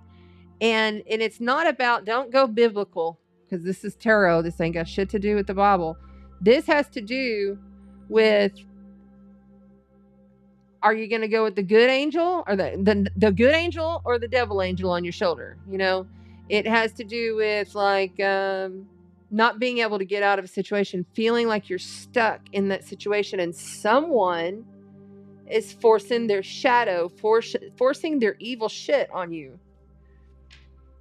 I'm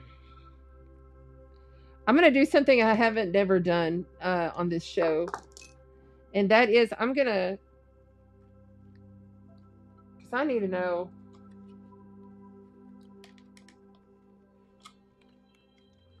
I'm going to pull from a separate deck just to get a little more clarity on the bondage. What else do we have here?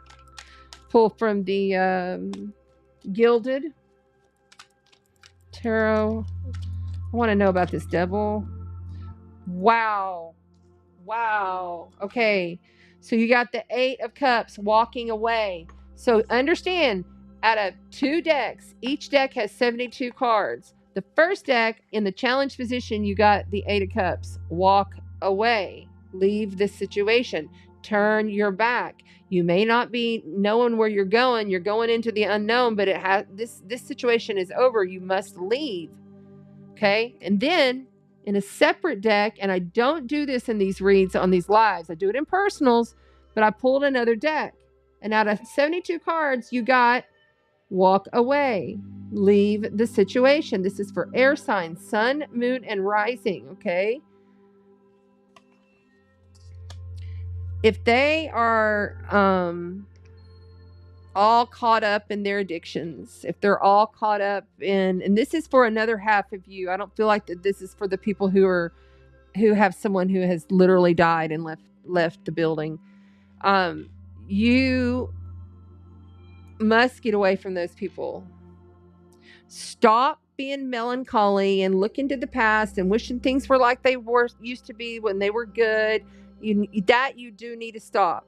For those of you that are dealing with someone in around addiction, and I don't care what kind of addiction it is, it doesn't matter. This is bondage. This is bullshit. There is shadow in every bit of that shit that you're using or they're using or y'all are both using.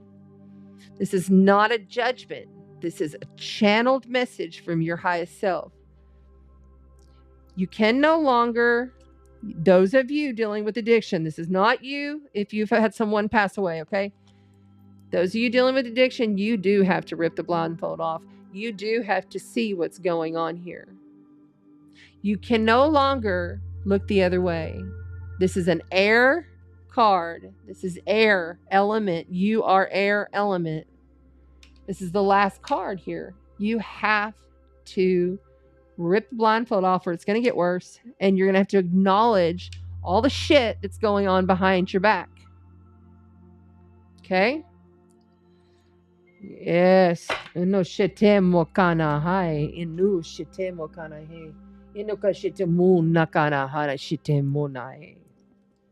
Okay, so we're going to see what the fairies have to say. Inoka shitemo. Ere shitemo kana hai. Mero shitemu kadi inorishuna. Una shitemu kamakai shiti. Easy does it. Stop trying so hard to control everything. All of the doors will open for you.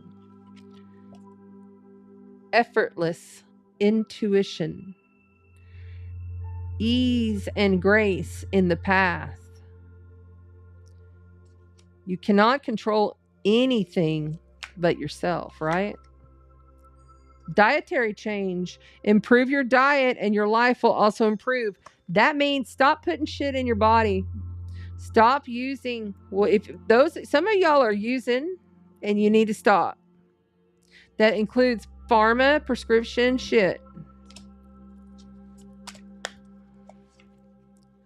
Perfect timing. This is the right time for you to move forward. This is the right time for you to move forward. The fairies have spoke. There's nothing more to say on this besides to listen to Goddess Kali. This will be your last card. Air signs. The Goddess Kali. What does the Goddess Kali? What does the Goddess Kali say? Hane kia nu. Kia no kamashite nai. Inikishike muka anishite mu ai. Ikishite mo. Una kishite moi. Vishvamata. Vishvamata. I've gotten this one before. Vishvamata. Vishvamata. Look at her.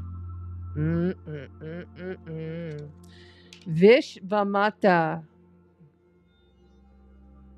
Okay.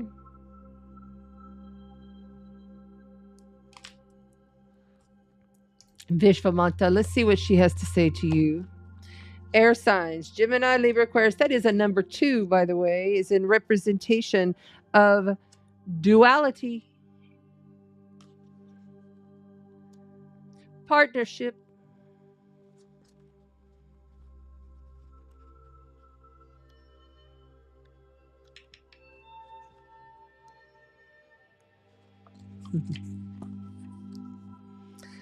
All right, here we go. Vishvamata, with her protection, even significant uncertainty does not need to be wrought with despair. There is a pathway that can shift your devastation into a palpable experience of being protected and guided through this difficulty. Trust where you are being led, air signs. Grace shall come from this. Grace shall come from this. The Divine Mother sees our capacity for breathtaking transformation and spiritual awakening often far more than we recognize in our own selves. To fulfill our inner purpose and move beyond unnecessary restrictive self-imposed limitations, we need her. When we hold back, gripping on to what is familiar, she lovingly forces our hand. Under her influence, we do not evade what is required of us. We find the inner strength to move directly through what we once denied ourselves the right and opportunity to overcome. You are encouraged to develop the confidence and commitment necessary to undertake the task, that the challenge, and yet also you get inspired. Do not allow yourself to be intimidated by the prospect of failure or opposition, and that means from others. Stay true to your path and progress step by step. Trust your capacity to grow into fulfillment, manifestation of your heartfelt aspirations. Although you may be in circumstances you would prefer not to be in right now, You are in a position of unrealized spiritual power, and you will gain benefit from what is transpiring. Booyah. Booyah. Booyah. Powerful right there. Very powerful. All of these cards and their full explanation will be posted to the community tab in the YouTube. Also, all the astrology updates will be there as well. You can always come and check out the Astro Bites that I dropped down in there. Thank you to the air signs. Don't forget to like, subscribe, and you must comment on the replay video to get in for the $300 value package giveaway. $300, you get a session. A tea leaf reader is going to read your tea. Like, she's a tea leaf, 6th generation tea leaf reader. It's going to read you, read your teas. And you get a whole huge package, which was explained. And all that information is also below in the description on the YouTube and the Facebook. My PayPal and my Venmo are there if you choose to give me a cup of coffee. I would appreciate it. It helps me to pay for the postage for all of the giveaways that we do every single month for almost 4 years now on this channel. So I love you. TikTok, thanks for hanging out. Love you so much. See you next Tuesday. Bye. And Facebook and YouTube. I love you all. Thank you so much for being here. And I want to say huge thanks to the moderators. Huge thanks to the followers, to the subscribers, to the Sparkle Chat Tribe. You guys, I couldn't do this if it wasn't for you. I wouldn't be able to do my path. I wouldn't be able to do this work if it wasn't for you. We have runes. We have runes. We have runes for the air signs. Thank you. Thank you. Thank you. I get real high at the end. Thank you. Thank you. You're so good. So good. Here we go. Calling upon the Odin, god of sky and lightning. Calling upon Freya, the goddess warrior of earth. Wow, you got 3 real big ones too. All right, here we go. Shit. Iwaz, meaning horse, progression, teamwork, and change. Iwaz, meaning horse, progression, teamwork, and change. There you go.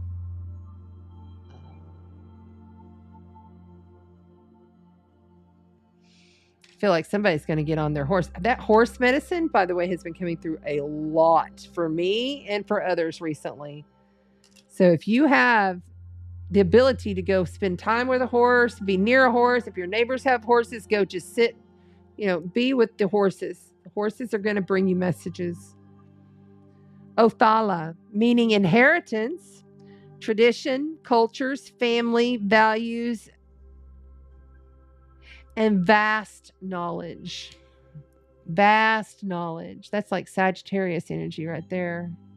Look at that. Thank you. Thank you for reminding me. I'm so high right now. I can barely think. Okay. Jera. You got Jera, meaning harvest, fruitful harvest, celebration of prosperity. I think someone else got this tonight. Yes. There it is. Beautiful. Awesome.